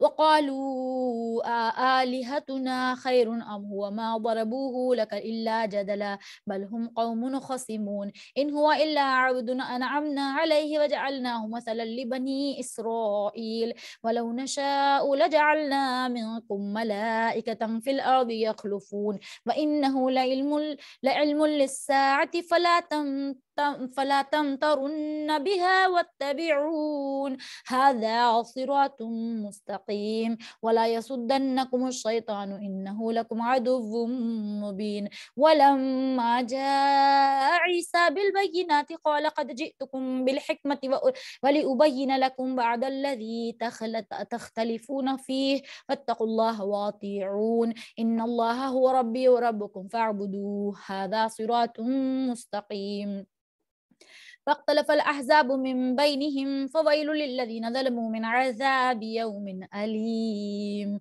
هل ينظرون إلا الساعة أن تأتيهم بغتة وهم لا يشعرون الأخلاء يومئذ بعضهم لبعض عدو إلا المتقين يا عبادي لا خوف عليكم اليوم ولا أنتم تحزنون الذين آمنوا بآياتنا وكانوا مسلمين ادخلوا الجنة أنتم وأزواجكم تحبرون يطاف عليهم بصحاف من ذهب وأكواب وفيها ما تشتهيه الأنفس وتلظ الأعين وأنتم فيها خالدون وتلك الجنة التي أورثتموها بما كنتم تعملون لكم فيها فاكهة كثيرة منها تأكلون إن المجرمين في عذاب جهنم خالدون لا يفتر عنهم وهم فيه مبلسون وما ظلمناهم ولكن كانوا هم الظالمين ونادوا يا مالك ليقضي علينا ربك قال إنكم ماكثون لقد جئناكم بالحق ولكن أكثركم للحق كارهون أم أبرموا أمرا فإنما مبرمون أم يحسبون أننا لا نسمع سرهم ونجواهم بلى ورسلنا لديهم يكتبون قل إن كان للرحمن ولد فأنا أول العابدين سبحان رب السماوات والأرض ورب العرش عما يصفون فذرهم يخوضوا ويلعبوا حتى يلاقوا يومهم الذي يوعدون وهو الذي في السماء إله وفي الأرض إله وهو الحكيم العليم وتبارك الذي له ملك السماوات والأرض وما بينهما وعنده علم الساعة وإليه ترجعون ولا يملك الذين يدعون من دونه شفاعة إلا من شهد بالحق وهم يعلمون ولئن سألتهم من خلقهم من خلقهم ليقولن الله فأنا يؤفكون وقيله يا رب إن هؤلاء قوم لا يؤمنون فاصفح عنهم وقل سلام فسوف يعلمون. آیت نمبر 31 تک کا ترجمہ ہے. اور وہ وقت یاد کرو جب ابراہیم نے اپنے باپ اور اپنی قوم سے کہا تھا میں ان چیزوں سے بیزار ہوں جن کی تم عبادت کرتے ہو سوائے اس ذات کے جس نے مجھے پیدا کیا ہے، چنانچہ وہی میری رہنمائی کرتا ہے. اور ابراہیم نے اس عقیدے کو ایسی بات بنا دیا کہ ان کی اولاد میں باقی رہی تاکہ لوگ شرک سے باز آ جائیں. پھر بھی بہت سے لوگ باز نہ آئے. اس کے باوجود میں نے ان کو اور ان کے باپ دادوں کو زندگی کے فائدے دیے یہاں تک کہ ان کے پاس حق اور صاف صاف ہدایت دینے والا پیغمبر آ گیا. کون؟ محمد صلی اللہ علیہ وسلم. اور جب وہ حق ان کے پاس آیا تو کہنے لگے یہ تو جادو ہے، ہم اس کا انکار کرتے ہیں. اور کہنے لگے یہ قرآن 2 بستیوں میں سے کسی بڑے آدمی پر نازل کیوں نہیں کیا گیا؟ بھلا یہ لوگ جو تمہارے پروردگار کی رحمت تقسیم کریں گے؟ اب یہاں پہ مراد 2 بستیوں سے مکہ مکرمہ اور طائف کے شہر ہیں. چونکہ اس علاقے میں 2 بڑے شہر تھے اس لیے مشرکین نے یہ کہا کہ ان شہروں کے دولت مند سرداروں پر قرآن نازل ہونا چاہیے تھا. یہاں رحمت سے مراد نبوت ہے اور مقصد یہ لوگ جو تجویز پیش کر رہے ہیں کہ قرآن مکہ یا طائف کے کسی بڑے آدمی پر نازل ہونا چاہیے تھا، تو اس کا مطلب یہ ہے کہ یہ لوگ اپنے آپ کو اس فیصلے کا حقدار سمجھتے ہیں کہ نبوت کی رحمت کس کو عطا کی جائے اور کس کو عطا نہ کی جائے. بہرحال آئیے آیت نمبر 32 33 34 کو دیکھتے ہیں. دنیاوی زندگی میں ان کی روزی کے ذرائع بھی ہم نے ہی ان کے درمیان تقسیم کر رکھے ہیں اور ہم نے ہی ان میں سے ایک دوسرے کو درجات میں فوقیت دی ہے تاکہ وہ ایک دوسرے سے کام لے سکیں. اور تمہارے پروردگار کی رحمت تو اس دولت سے کہیں بہتر چیز ہے جو یہ جمع کر رہے ہیں. اور اگر یہ اندیشہ نہ ہوتا تو تمام انسان ایک ہی طریقے یعنی کافر ہو جائیں گے. تو جو لوگ خدائے رحمان کے منکر ہیں ہم ان کے لیے ان کے گھروں کی چھتوں پر چاندی کی بنا دیتے، چھتیں بھی چاندی کی بنا دیتے اور وہ سیڑھیاں بھی جن پر وہ چڑھتے ہیں اور ان کے گھروں کے دروازے بھی اور وہ تخت بھی جن پر وہ تکیہ لگا کر بیٹھتے ہیں. مطلب بولنے کا یہ ہے کہ رحمت کی تقسیم صرف اللہ جانتے ہیں اور دوسرے اس کی تقسیم کا لوگوں کے حوالے کرنے کا تو سوال ہی پیدا نہیں ہوتا. اور نبوت کے جو درجات ہیں وہ اللہ ہی کی تقسیم ہے، اللہ ہی کے بنائے ہوئے ہیں کیونکہ ان کے بھی اہل جس کے ذریعے ہر شخص کو اپنی ضرورتیں پوری کرنے کے لیے ایک دوسرے کا محتاج اللہ تعالیٰ نے بنا دیا. اسی باہمی احتیاج کی بنیاد پر لوگوں کی آمدنی میں بھی فرق ہے. اچھا، اسی فرق کی بنیاد پر ایک شخص کو دوسری شخص کی حاجتیں پوری کرتا ہے تاکہ وہ ایک دوسرے سے کام لے سکیں. اللہ تعالیٰ جانتے ہیں کس کو کب کون سا درجہ دینا ہے اور کب کس کو کتنی دولت دینی ہے. اللہ تعالیٰ زیادہ بہتر جانتے ہیں. جو اہل ہوتے ہیں اللہ تعالیٰ انہی کو وہ عہدے عطا کرتے ہیں، چاہے وہ امیری ہو چاہے وہ غریبی ہو. غریب کو یہ سمجھنا نہیں چاہیے کہ وہ اللہ کی نظر میں کمتر ہے کیونکہ اللہ کا وہ امتحان ہے اس کے ساتھ. امیر کو یہ نہیں سمجھنا چاہیے کہ وہ بہت ہی مقرب ہے اللہ تعالیٰ کے پاس، یہ اس کا بھی امتحان ہے کہ آیا کہ وہ اپنے علاوہ کسی دوسرے کا بھی خیال کرتا ہے یا نہیں. بہرحال آئیے آیت نمبر 38 تک کا ترجمہ ہے. بتلانا یہ مقصود ہے کہ دنیا کا مال و دولت اللہ کے نزدیک اتنی بے حقیقت چیز ہے کہ اللہ تعالیٰ کافروں سے ناراض ہونے کے باوجود ان کے آگے سونے چاندی کے ڈھیر لگا سکتا ہے.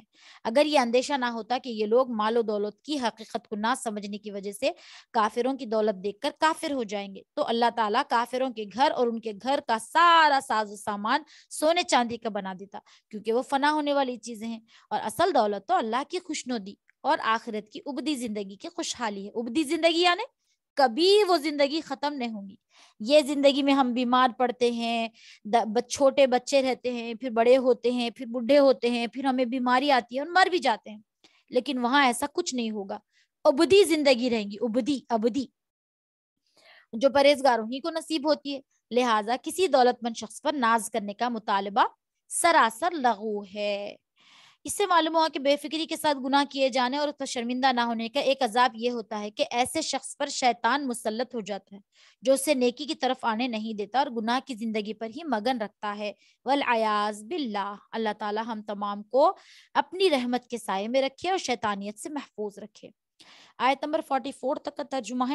آج جب تم ظلم کر چکے ہو تو تمہیں یہ بات ہرگز فائدہ نہیں پہنچائے گی کہ تم عذاب میں ایک دوسرے کے شریک ہو. اور پھر اے پیغمبر کیا تم بہروں کو سناؤ گے یا اندھوں کو اور ان لوگوں کو راستے پر لاؤ گے جو کھلی گمراہی میں پڑے ہوئے ہیں۔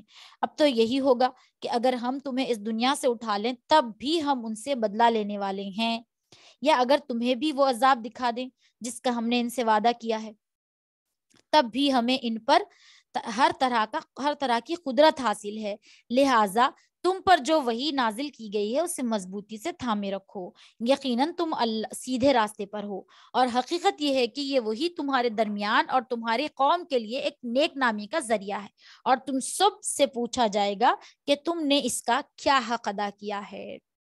بہرحال اللہ سبحانہ و تعالی ہم تمام کو اس پوچھے جانے والے دن سے پہلے ہی تیار فرما دے اور ہمارے لیے بخشش کا سامان پیدا کر دے۔ آیت نمبر 50 تک کا ترجمہ ہے، اور تم سے پہلے ہم نے جو پیغمبر بھیجے ہیں ان سے پوچھو کیا ہم نے خدائے رحمان کے سوا کوئی اور معبود بھی مقرر کیے تھے جن کی عبادت کی جائے؟ اور ہم نے موسیٰ کو اپنی نشانیاں دے کر فرعون اور اس کے سرداروں کے پاس بھیجا تھا، چنانچہ موسیٰ نے کہا کہ میں رب العالمین کا بھیجا ہوا پیغمبر ہوں۔ پھر جب انہوں نے ہماری نشانیاں ان کے سامنے پیش کی تو وہ ان کا مذاق اڑانے لگے، اور ہم انہیں جو نشانی بھی دکھاتے ہیں وہ پہلی نشانی سے بڑھ چڑھ کر ہوتی ہے، اور ہم نے انہیں عذاب میں بھی پکڑا تاکہ وہ باز آ جائیں، اور وہ یہ کہنے لگے کہ اے جادوگر، تم سے تمہارے پروردگار نے جو عہد کر رکھا تھا اس کا واسطہ دے کر اس سے ہمارے لیے دعا کرو، ہم یقیناً راہ راست پر آ جائیں گے۔ پھر جب ان سے عذاب کو دور کر دیتے تو پھر وہ پل بھر میں اپنا وعدہ توڑ ڈالتے۔ اللہ اکبر، اللہ اکبر۔ مصر والوں کو یک کے بعد دیگر مبتلا کیا گیا، ان سے مراد وہ بلائیں ہیں جن کی تفصیل سورہ آراف میں گزر چکی ہے۔ آیت نمبر 56 تک کا ترجمہ ہے، اور فرعون نے اپنی قوم کے درمیان پکار کر کہا کہ اے میری قوم، کیا مصر کی سلطنت میرے قبضے میں نہیں؟ اور دیکھو یہ دریا میرے نیچے بہہ رہے ہیں، کیا تمہیں دکھائی نہیں دیتا؟ یا پھر مانو کہ میں اس شخص سے کہیں بہتر ہوں جو بڑا حقیر قسم کا ہے اور اپنی بات کھل کر کہنا بھی اس کے لیے مشکل ہے۔ بھلا اگر یہ پیغمبر ہے تو اس پر سونے کے کنگن کیوں نہیں ڈالے گئے، یا پھر اس کے ساتھ فرشتے پر باندھے کیوں نہیں آئے؟ اس طرح اس نے اپنی قوم کو بے وقوف بنایا اور انہوں نے اس کا کہنا مان لیا۔ حقیقت یہ ہے کہ وہ سب گنہگار لوگ تھے، چنانچہ جب انہوں نے ہمیں ناراض کر دیا تو ہم نے ان سے انتقام لیا اور ان سب کو غرق کر دیا، اور ہم نے انہیں ایک گئی گزری قوم اور بعد والوں کے لیے عبرت کا نمونہ بنا دیا۔ جو جان بوجھ کے اللہ تعالیٰ کی باتوں کا انکار کرتے ہیں یا قرآن پاک کی آیتوں پہ غور نہیں کرتے اور اس پہ عمل کی کوشش نہیں کرتے تو پھر اللہ تعالیٰ ان پر ایک شیطان بھی مسلط کر دیتا ہے اور اپنا عذاب بھی نازل کرتا ہے۔ اللہ تعالیٰ کا سب سے بڑا عذاب تو یہی ہوتا ہے کہ گناہ کر کے گناہ کا احساس بھی نہ ہو، کسی پر ظلم کر کے ظلم کا احساس بھی نہ ہو، کسی کا دل توڑ کے اس کے دل توڑنے کا ہمیں احساس بھی نہ ہو۔ یہ سارے اللہ کے ہی عذاب ہیں جو اندیکھے ہیں۔ اللہ تعالیٰ ہمیں ان سے محفوظ فرمائے۔ آگے آیت نمبر 59، اور جب عیسیٰ ابن مریم کی مثال دی گئی تو تمہاری قوم کے لوگ یکایک شور مچانے لگے اور کہنے لگے ہمارے معبود بہتر ہیں یا وہ، ہمارے معبود بہتر ہیں یا وہ۔ انہوں نے تمہارے سامنے یہ مثال محض کٹ حجتی کے لیے دی ہے، بلکہ یہ لوگ ہیں ہی جھگڑالو۔ وہ یعنی عیسیٰ علیہ السلام تو بس ہمارے ایک بندے تھے جن پر ہم نے انعام کیا، اور وہ بنی اسرائیل کے لیے ان کو ایک نمونہ بنایا۔ سورہ انبیاء کی وہ آیات نازل ہوئی جن پر بت پرستوں کو خطاب کر کے فرمایا گیا کہ یقین رکھو تم اور جن کی تم اللہ کو چھوڑ کر عبادت کرتے ہو سب جہنم کا ایندھن بننے والے ہیں۔ بہت سے لوگ حضرت عیسیٰ علیہ السلام کی بھی عبادت کرتے تھے، اسی لیے آیت کا تقاضا یہ معاذ اللہ کہ وہ بھی جہنم کا ایندھن بنیں گے، حالانکہ مسلمانوں کا یہ عقیدہ ہے کہ وہ اللہ تعالیٰ کے برگزیدہ پیغمبر تھے۔ اس کی یہ بات سن کر دوسرے کافروں نے خوب شور مچایا کہ واقع اس شخص نے بہت زبردست اعتراض کیا ہے، کیونکہ اعتراض بالکل لغو تھا، کیونکہ اس آیت میں بت پرستوں سے خطاب تھا، عیسائیوں سے نہیں۔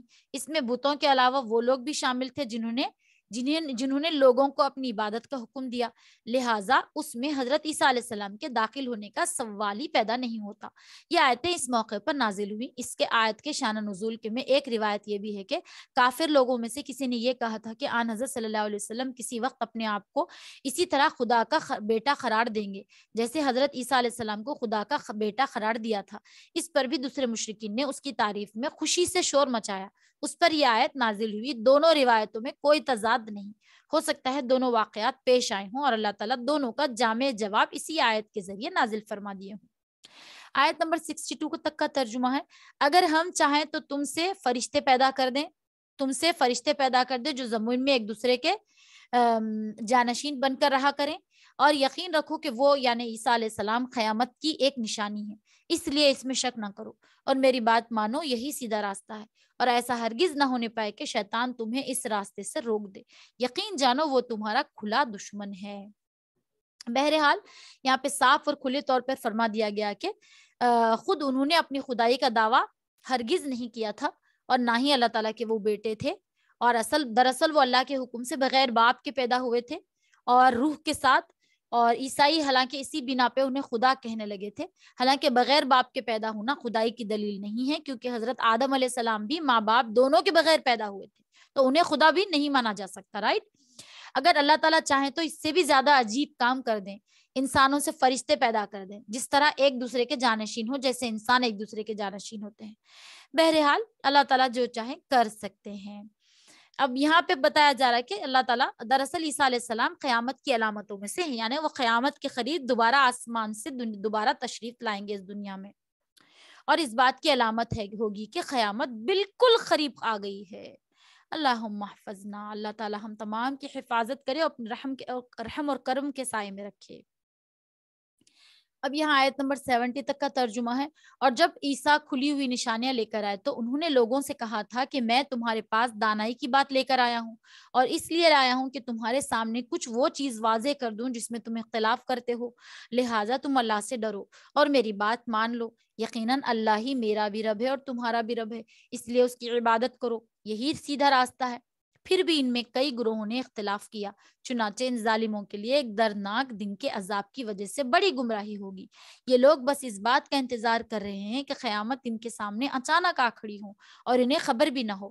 اس دن تمام دوست ایک دوسرے کے دشمن ہوں گے سوائے متقی لوگوں کے، جن سے کہا جائے گا اے میرے بندو، آج تم پر نہ کوئی خوف طاری ہوگا نہ تم غمگین ہوں گے، اے میرے بندو جو ہماری آیتوں پر ایمان لائے تھے اور فرما بردار رہے تھے، تم بھی اور تمہاری بیویاں بھی خوشی سے چمکتے چہروں کے ساتھ جنت میں داخل ہو جاؤ۔ اللہم انی اسألک الجنہ، اللہم انی اسألک الجنہ، اللہم انی اسألک الجنہ۔ اللہ تعالیٰ ہم تمام کو جنت کی نعمتیں عطا فرمائی۔ آیت نمبر 77 تک کا ترجمہ ہے، ان کے آگے سونے کے پیالے اور گلاس گردش میں لائے جائیں گے، اور اس جنت میں وہ ہر وہ چیز ہوگی جس کی دلوں میں خواہش ہوگی اور جس سے آنکھوں کو لذت حاصل ہوگی۔ ان سے کہا جائے گا کہ اس جنت میں تم ہمیشہ رہو گے، اور وہ یہ جنت ہے جس کا تمہیں اپنے اعمال کے بدلے وارث بنا دیا گیا ہے۔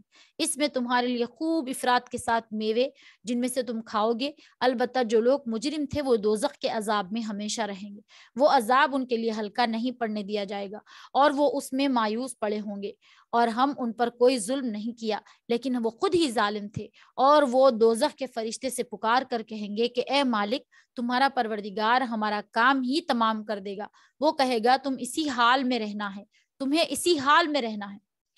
دوزخ کی نگرانی پر جو فرشتہ مقرر ہے اس کا نام مالک ہے۔ دوزخی لوگ عذاب کی شدت سے تنگ آ کر مالک سے کہیں گے اللہ تعالیٰ سے یہ درخواست کرو کہ وہ ہمیں موت ہی دے دے۔ جواب میں مالک کی طرف سے کہا جائے گا کہ تمہیں اسی دوزخ میں زندہ رہنا ہوگا۔ اللہم احفظنا، اللہم اجرنا من النار، اللہم اجرنا من النار، اللہم اجرنا من النار۔ اچھا، ہم نے سورت کو ختم کر دیا ہے۔ اب آگے ہے اور حقیقت، یہ ہے آیت نمبر 82 کا ترجمہ 78 سے، ہم تمہارے پاس حق بات لے کر آئے تھے لیکن تم میں سے اکثر لوگ حق بات ہی کو برا سمجھتے ہیں۔ ہاں، کیا ان لوگوں نے کچھ کرنے کا فیصلہ کر لیا ہے؟ اچھا، تو ہم بھی کچھ کرنے کا فیصلہ کرنے والے ہیں۔ کیا انہوں نے یہ سمجھ رکھا ہے کہ ہم ان کی خفیہ باتیں اور ان کی سرگوشیاں نہیں سنتے؟ کیسے نہیں سنتے؟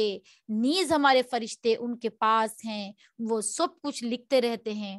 اور اے پیغمبر کہہ دو، اگر خدا رحمان کی کوئی اولاد ہوتی تو سب سے پہلا عبادت کرنے والا میں ہوتا، اور وہ جو آسمانوں اور زمین کا بھی مالک ہے اور عرش کا بھی مالک ہے، اور وہ ساری باتوں سے پاک ہے جو یہ بنایا کرتے تھے۔ اب یہاں پہ بتایا جا رہا مکہ مکرمہ کے کافر آن حضرت صلی اللہ علیہ وسلم کے خلاف خفیہ منصوبے بناتے رہتے تھے. مثلا انہوں نے آپ کو گرفتار کرنے یا قتل کرنے کی سازش تیار کی تھی، جس کا ذکر سورہ انفال میں بھی گزرا ہے.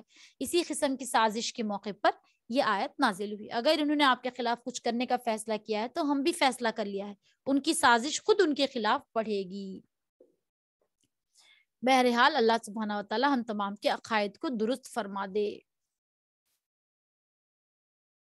اچھا، اب یہاں آیت نمبر 86 تک کا ترجمہ ہے. لہٰذا اے پیغمبر انہیں اپنے حال پر چھوڑ دو کہ یہ ان باتوں میں ڈوبے رہیں اور ہنسی کھیل کرتے رہیں یہاں تک کہ وہ اپنے اس دن سے جا ملیں جس کا ان سے وعدہ کیا جا رہا ہے. وہی اللہ ہے جو آسمان میں بھی معبود ہے اور زمین میں بھی معبود ہے، اور وہی ہے جو حکمت کا بھی مالک ہے اور علم کا بھی مالک ہے. اور وہ بڑی شان ہے اس کی جس کے قبضے میں آسمانوں اور زمینوں، اس کے درمیان تمام چیزوں کی سلطنت ہے، اور اسی کے پاس قیامت کا علم ہے، اور اسی کے پاس تم سب کو واپس لے جایا جائے گا. اور یہ لوگ اسے چھوڑ کر جن معبودوں کو پکارتے ہیں انہیں کوئی سفارش کرنے کا اختیار نہیں ہوگا. ہاں البتہ جن لوگوں نے حق بات کی گواہی دی ہو اور انہیں اس کا علم بھی ہو. سبحان اللہ. یہاں یعنی جن بتوں کو مشرکین نے اس اعتقاد سے خدائی میں اللہ تعالیٰ کا شریک بنا رکھا تھا کہ وہ اللہ تعالیٰ کے پاس ہماری سفارش کریں گے، تو در حقیقت سفارش کرنے کا کوئی اختیار ان کو نہیں ہوگا. ہاں البتہ جو لوگ کسی کے بارے میں سچی گواہی دیں گے اور پورے علم کے ساتھ دیں گے تو وہ واقع مومن تھا تو اس کی گواہی بے شک قبول کی جائے گی. اس آیت کی تفسیر ایک یہ بھی کی گئی کہ جن لوگوں نے حق کی گواہی دی ہو سے مراد جنہوں نے ایمان کو قبول کر کے اللہ تعالیٰ کی وحدانیت اور حضور اقدس صلی اللہ علیہ وسلم کو سچا پیغمبر ہونے کی گواہی دی ہو، ایسے لوگوں کی سفارش اللہ تعالیٰ کے پاس قبول کی جائے گی. اب یہاں پہ ہے آیت نمبر 89 تک کا ترجمہ ہے. اور اگر تم ان لوگوں سے پوچھو کہ ان کو کس نے پیدا کیا ہے تو وہ ضرور کہیں گے اللہ نے، اس کے باوجود کوئی کہاں سے اوندھا چلا دیتا ہے. اور اللہ تعالیٰ کو پیغمبر کی اس بات کا علم بھی ہے کہ اللہ تعالیٰ نے اس کے باوجود کہ یا رب یہ ایسے لوگ ہیں جو ایمان نہیں لاتے، اور پیغمبر کو اس بات کا علم بھی ہے کہ یا رب یہ ایسے لوگ ہیں جو ایمان نہیں لاتے. لہٰذا اے پیغمبر تم ان کی پرواہ نہ کرو اور کہہ دو سلام، کیونکہ ان قریب انہیں سب خود ہی پتا چل جائے گا. اب یہاں پہ بتایا جا رہا کہ کافروں پر اللہ تعالیٰ کا غضب نازل ہونے کے کتنے شدید اسباب موجود ہیں. دیکھیں کہ ان کے جرائم بذات خود بڑے سخت ہیں، اور حضور اکرم صلی اللہ علیہ وسلم جو کہ رحمت للعالمین شفیع المذنبین ہیں، ان کی سفارش کے بجائے ان کی شکایت کریں تو اس سے کیا اندازہ کیا جا سکتا ہے کہ انہوں نے آپ کو کتنی اذیتیں پہنچائی ہوں گی. ورنہ معمولی بات پر جو آپ سراپہ رحمت ہیں ایسی پر درد شکایت نہ فرماتے. یہاں سب سلام کہنے کا مطلب یہ ہے کہ ان سے خوبصورتی کے ساتھ قطع تعلق کر لیا جائے، یعنی تمہاری کٹ حجتی کے بعد اب میں تم سے مزید بحث کرنے کے بجائے تم سے شائستگی سے علیحدگی اختیار کرتا ہوں. واللہ عالم. صدق اللہ العلی العظیم. اب یہاں سورۃ الدخان شروع ہو رہا ہے. سورۃ الدخان جو ہے 59 آیتیں ہیں اور اس میں 3 رکوع ہے. بس 2 منٹ کا ہم یہاں بریک لیتے ہیں. آپ لوگ بھی بے شک جو ہے اگر کوئی کام ہے تو کر لیں. اب فوری 2 منٹ کے بعد ہم حاضر ہوتے ہیں. 116 ہو رہے ہیں، 118 کو ہم حاضر ہوتے ہیں.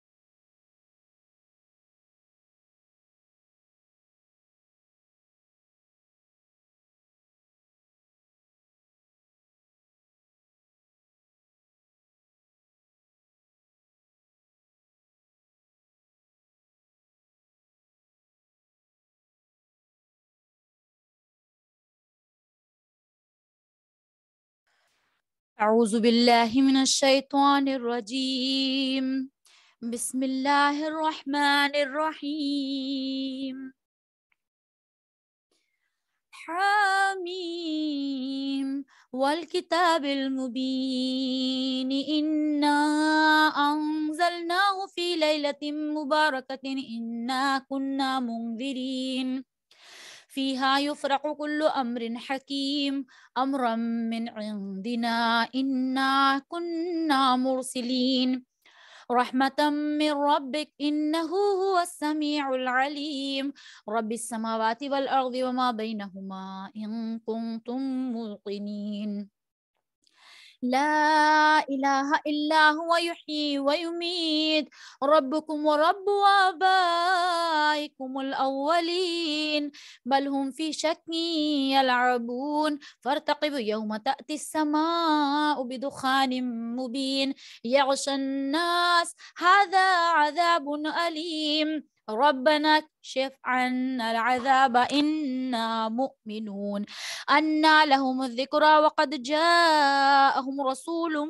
مبين ثم تولوا عنهم وقالوا معلم مجنون إنا كاشف العذاب قليلا إنكم عائدون يوم نبطش البطشة الكبرى إنا منتقمون ولقد فتنا قبلهم قوم فرعون وجاءهم رسول كريم أن أدوا إلي عباد الله إني لكم رسول أمين وأن لا تعلوا على الله إني آتيكم بسلطان مبين وإني عذت بربي وربكم أن ترجمون وإن لم تؤمنوا لي فاعتزلون فدعا ربه أن هؤلاء قوم مجرمون فأسر بعبادي ليلا إنكم متبعون واترك البحر رهوا إنهم جند مغرقون كم تركوا من جنات وعيون وزروع ومقام كريم ونعمة كانوا فيها فاكهين كذلك وأورثناها قوما آخرين فما بكت عليهم السماء والأرض وما كانوا منظرين وَلَقَدْ نَجَّيْنَا بَنِي إِسْرَائِيلَ مِنَ الْعَذَابِ الْمُهِينِ مِنْ فِرْعَوْنَ إِنَّهُ كَانَ عَالِيًا مِنَ الْمُسْرِفِينَ وَلَقَدِ اخْتَرْنَاهُمْ عَلَى عِلْمٍ عَلَى الْعَالَمِينَ وَآتَيْنَاهُمْ مِنَ الْآيَاتِ مَا فِيهِ بَلَاءٌ مُبِينٌ إن هؤلاء ليقولون إن هي إلا موتتنا الأولى وما نحن بمنشرين فأتوا بآبائنا إن كنتم صادقين أهم خير أم قوم تبع والذين من قبلهم أهلكناهم إنهم كانوا مجرمين وما خلقنا السماوات والأرض وما بينهما لاعبين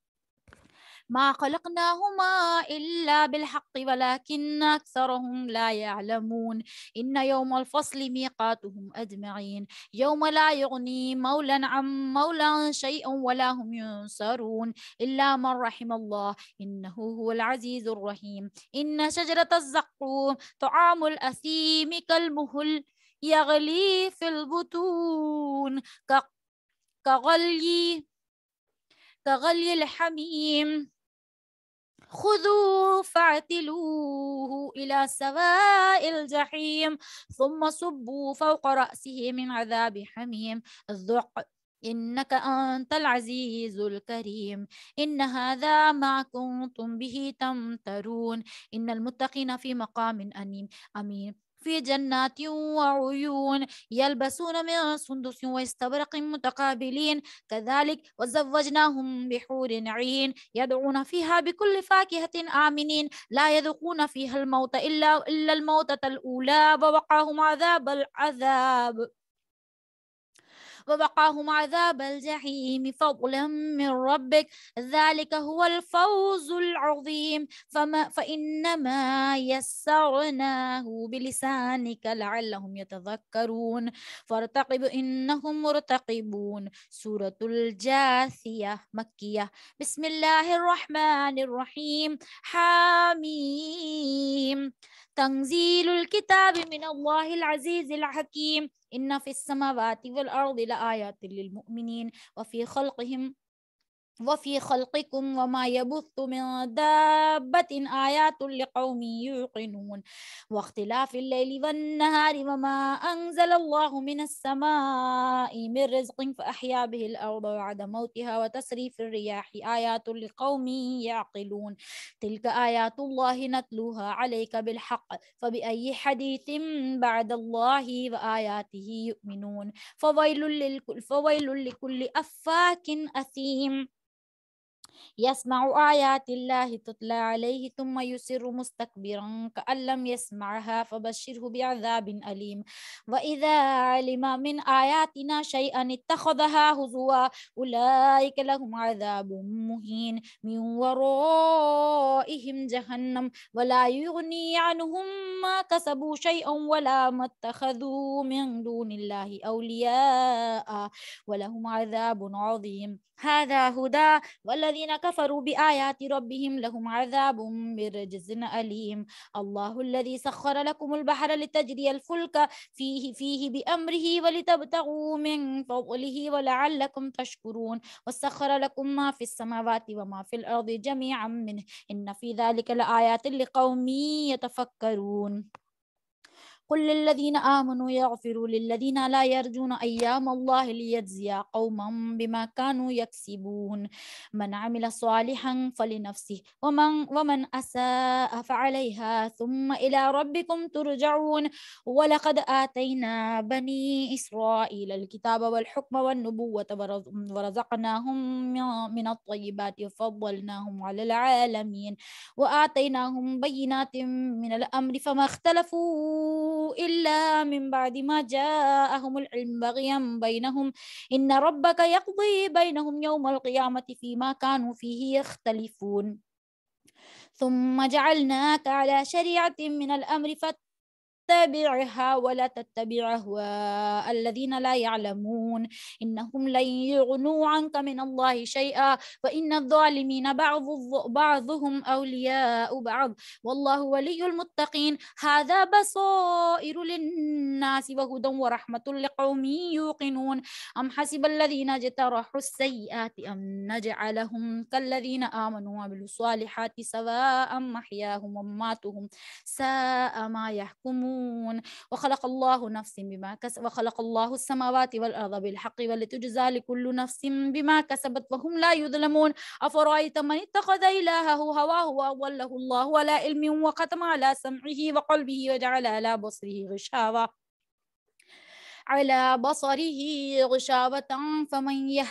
فمن يهديه من بعد الله أفلا تذكرون وقالوا ما هي إلا حياتنا الدنيا نموت ونحيا وما يهلكنا إلا الدهر وما لهم بذلك من علم إن هم إلا يظنون وإذا تتلى عليهم آياتنا بينات ما كان حجتهم إلا أن قالوا ائتوا بآبائنا إن كنتم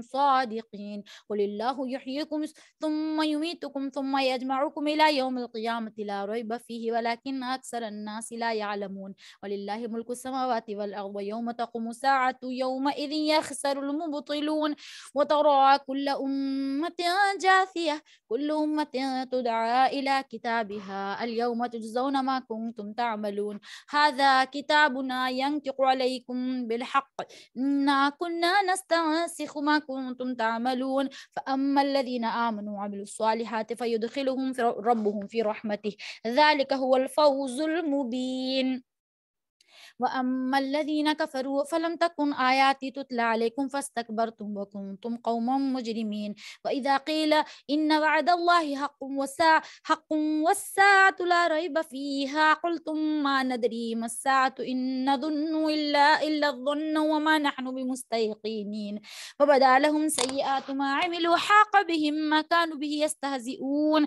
وقيل اليوم ننساكم كما نسيتم لقاء يومكم هذا ومأواكم النار وما لكم من ناصرين ذلكم بأنكم اتخذتم آيات الله هزوا وغرتكم الحياة الدنيا فاليوم لا يخرجون منها ولا هم يستعتبون فلله الحمد رب السماوات ورب الأرض رب العالمين وله الكبرياء في السماوات والأرض وهو العزيز الحكيم صدق اللہ العلی العظیم۔ سورۃ الدخان کا ترجمہ ہے۔ تعارف مختصراً یہ ہے کہ مستند روایت کے مطابق یہ سورت اس وقت نازل ہوئی جب اللہ تعالیٰ نے مکہ مکرمہ کے کافروں کو متنبہ کرنے کے لیے ایک شدید قحط سالی میں مبتلا فرمایا۔ اس موقع پر لوگ چمڑے تک کھانے پر مجبور ہو گئے۔ ابو سفیان کے ذریعے کافروں نے آن حضرت صلی اللہ علیہ وسلم سے درخواست کی کہ قحط دور کرنے کے لیے اللہ تعالیٰ سے دعا کریں، اور ہم وعدہ کرتے ہیں کہ اگر قحط دور ہو گیا تو ہم ایمان لے آئیں گے۔ حضور اقدس صلی اللہ علیہ وسلم نے دعا فرمائی اور اللہ تعالیٰ نے قحط سے نجات عطا فرما دی، لیکن جب قحط دور ہو گیا تو یہ کافر لوگ اپنے وعدے سے پھر گئے اور ایمان نہیں لائے۔ اس واقعے کا تذکرہ اس سورت کی آیت نمبر 10 تا 15 میں آیا ہے۔ اسی سلسلے میں فرمایا گیا کہ ایک دن آسمان پر دھواں ہی دھواں نظر آئے گا۔ اس کا مطلب انشاءاللہ اس آیت کی تفسیر میں آئے گا کہ دھوئیں کو عربی میں دخان کہتے ہیں، اسی وجہ سے اس سورت کا نام سورہ دخان ہے۔ سورت کے باقی مضامین توحید، رسالت اور آخرت کے اس بات پر مشتمل ہے۔ اس سورت میں 59 آیات ہے اور یعنی 59 آیتیں ہیں اور 3 رکوع ہیں۔ شروع اللہ کے نام سے جو بڑا مہربان اور نہایت رحم والا ہے۔ آیت نمبر 8 تک کا ترجمہ: قسم ہے اس کتاب کی، حامیم قسم ہے اس کتاب کی جو حق کو واضح کرنے والی، کہ ہم نے اسے ایک مبارک رات میں اتارا کیونکہ ہم لوگوں کو خبردار کرنے والے تھے۔ اسی رات میں ہر حکیمانہ معاملے ہمارے حکم سے طے کیا جاتا ہے۔ نیز ہم ایک پیغمبر بھیجنے والے تھے تاکہ تمہارے رب کی طرف سے رحمت کا معاملہ ہو۔ یقیناً وہی ہر بات کا سننے والا، ہر چیز کا جاننے والا ہے، جو سارے آسمانوں اور زمین کا اور ان کے درمیان ہر چیز کا رب ہے۔ اگر تم واقع یقین کرنے والے ہو، اس کے سوا کوئی معبود نہیں، وہ زندگی بھی دیتا ہے اور موت بھی، اور وہ تمہارا رب ہے اور تمہارے پہلے گزرے ہوئے باپ دادوں کا بھی۔ اب یہاں پہ اس سے مراد شب قدر ہے، کیونکہ اسی رات میں قرآن کریم لوح محفوظ سے آسمان دنیا پر نازل ہوا اور پھر وہاں سے تھوڑا تھوڑا کر کے آن حضرت صلی اللہ علیہ وسلم پر نازل ہوتا رہا۔ اس کا مطلب یہ ہے کہ اس سال میں جو اہم واقعات ہونے والے ہوتے ہیں، مثلا فلاں شخص پیدا ہوگا، اسے اتنا رزق دیا جائے گا، فلاں کا انتقال ہوگا، یہ ساری باتیں عملی تنفیذ کے لیے متعلقہ فرشتوں کے حوالے کر دی جاتی ہیں۔ لیکن کسی روایت میں کوئی کہتے ہیں کہ وہ شب برات ہے، جو کہ نصف شعبان کی 15ویں رات، اور یہاں پہ تو یہ مفسر نے فرمایا ہے کہ یہ شب قدر ہے جس میں قرآن پاک کو نازل کیا گیا۔ اللہ تعالیٰ ہمیں صحیح راستے کی جانب رہنمائی فرمائے۔ آیت نمبر 16 تک کا ترجمہ ہے: پھر بھی کافر لوگ ایمان نہیں لاتے، بلکہ وہ شک میں پڑے ہوئے ہیں، کھیل کر رہے ہیں، لہٰذا اس دن کا انتظار کرو جب آسمان ایک واضح دھواں لے کر نمودار ہوگا جو لوگوں پر چھا جائے گا۔ یہ ایک دردناک سزا ہے۔ اس وقت یہ لوگ کہیں گے: اے ہمارے پروردگار، ہم سے یہ عذاب دور کر دیجئے، ہم ضرور ایمان لے آئیں گے۔ ان کو نصیحت کہاں ہوتی ہے، حالانکہ ان کے پاس ایسا پیغمبر آیا ہے جس نے حقیقت کو کھول کر رکھ دیا ہے۔ پھر بھی یہ لوگ اس سے منہ موڑ رہے ہیں، کہنے لگے: یہ سکھایا پڑھایا ہوا ہے، دیوانہ ہے۔ اچھا، ہم عذاب کو کچھ عرصے تک ہٹا دیتے ہیں، یقین ہے کہ تم پھر اسی حالت پر لوٹ آؤ گے جس دن ہماری سب سے بڑی پکڑ ہوگی، اس دن ہم پورا انتقام لے لیں گے۔ اس آیت کی تفسیر حضرت عبداللہ بن مسعود سے مروی ہے کہ اللہ تعالیٰ نے کافروں کو متنبہ کرنے کے لیے قحط میں مبتلا فرمایا۔ اس وقت لوگ بھوک کی شدت کے عالم میں جب آسمان کی طرف دیکھتے تھے تو آسمان پر دھواں ہی دھواں چھایا ہوا معلوم ہوتا تھا۔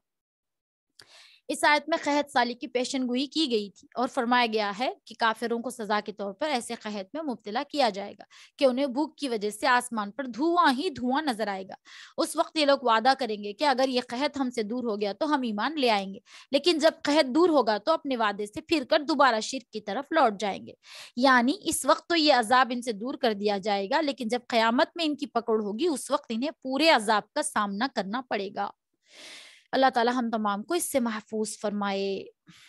آیت نمبر 24 تک کا ترجمہ ہے: اور ان سے پہلے ہم نے فرعون کی قوم کو آزمایا، ان کے پاس ایک معزز پیغمبر آئے اور انہوں نے کہا کہ اللہ کے بندوں کو میرے حوالے کر دو، میں تمہاری طرف ایک امانت دار پیغمبر بن کر آیا ہوں، یہ کہ اللہ کی آیتوں میں سرکشی مت کرو، میں تمہارے پاس کھلی ہوئی دلیل پیش کرتا ہوں، اور اس بات سے اپنے پروردگار اور تمہارے پروردگار کی پناہ لیتا ہوں کہ تم مجھے سنگسار کرو اور تم مجھ پر ایمان نہیں لاتے، مجھ سے الگ ہو جاؤ۔ پھر انہوں نے اپنے پروردگار کو پکارا کہ یہ لوگ مجرم ہیں۔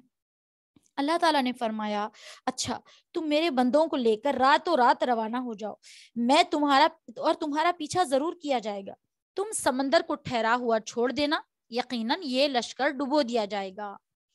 اس سے مراد بنو اسرائیل ہے جن کو فرعون غلام بنایا ہوا تھا۔ سورہ طٰہٰ میں اس کی تفصیل گزر چکی ہے، اور فرعون حضرت موسیٰ علیہ السلام کو ان کی دعوت کے جواب میں قتل کی دھمکیاں دی تھیں، یہ اس کا جواب ہے، اور فرمایا گیا کہ اگر میری دعوت پر ایمان نہ لاؤ تو کم سے کم مجھے چھوڑ دو کہ میں حق کا پیغام ان لوگوں کو پیش کروں جو ماننے کی صلاحیت رکھتے ہیں، اور مجھے تکلیف پہنچانے اور میرے راستے میں رکاوٹیں ڈالنے سے باز رہو۔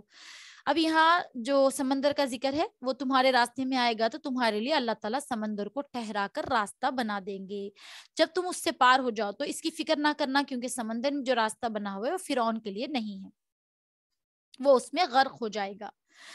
آیت نمبر 35 تک کا ترجمہ ہے، کتنے باغات اور چشمے تھے جو یہ لوگ چھوڑ گئے، اور کتنے کھیت اور شاندار مکانات اور عیش کے کتنے سامان جن میں وہ مزے کر رہے تھے، ان کا انجام اسی طرح ہوا، اور ہم نے ان سب چیزوں کا وارث ایک دوسری قوم کو بنا دیا، پھر نہ وہ اس پر آسمان رویا نہ زمین، اور نہ ان کو مہلت کچھ دی گئی، اور بنی اسرائیل کو ہم نے ذلت کے عذاب سے نجات دی، یعنی فرعون سے۔ حقیقت یہ ہے کہ وہ بڑا سرکش، حد سے گزرنے والوں ہوئے لوگوں میں سے تھا، اور ہم نے ان کو اپنے علم کے مطابق دنیا جہان والوں پر فوقیت دی، اور ان کو ایسی نشانیاں دی جن میں کھلا ہوا انعام تھا۔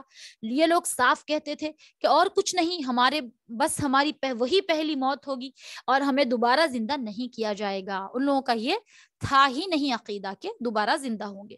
ہم سب کا تو عقیدہ ہے کہ ہم دوبارہ زندہ ہوں گے، لہٰذا ہمیں اچھے اچھے کام کرنے چاہیے۔ اب یہاں پہ مراد وہ انعامات ہیں جو اللہ تعالیٰ نے بنی اسرائیل پر فرمائے، مثلاً من و سلوہ نازل کرنا، پتھروں سے چشمے نکال دینا وغیرہ وغیرہ، سورہ بقرہ میں اس کا ذکر آ چکا ہے۔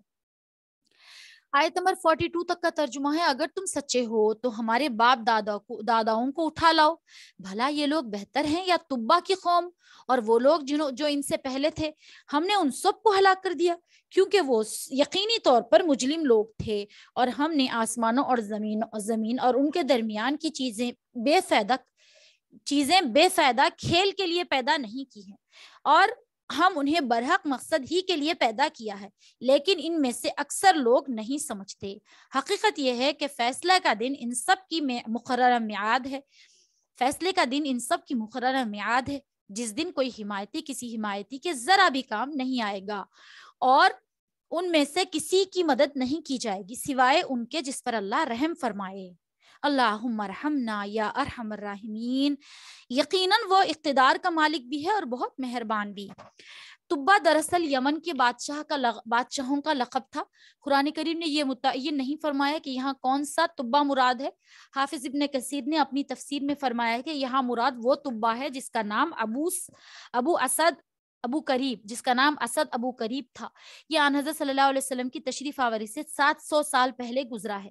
یہ خود دین موسوی پر جو اس دین برحق تھا ایمان لے آیا، لیکن اس کی قوم نے بعد میں بت پرستی اختیار کر لی، جس کے نتیجے میں ان پر عذاب آیا۔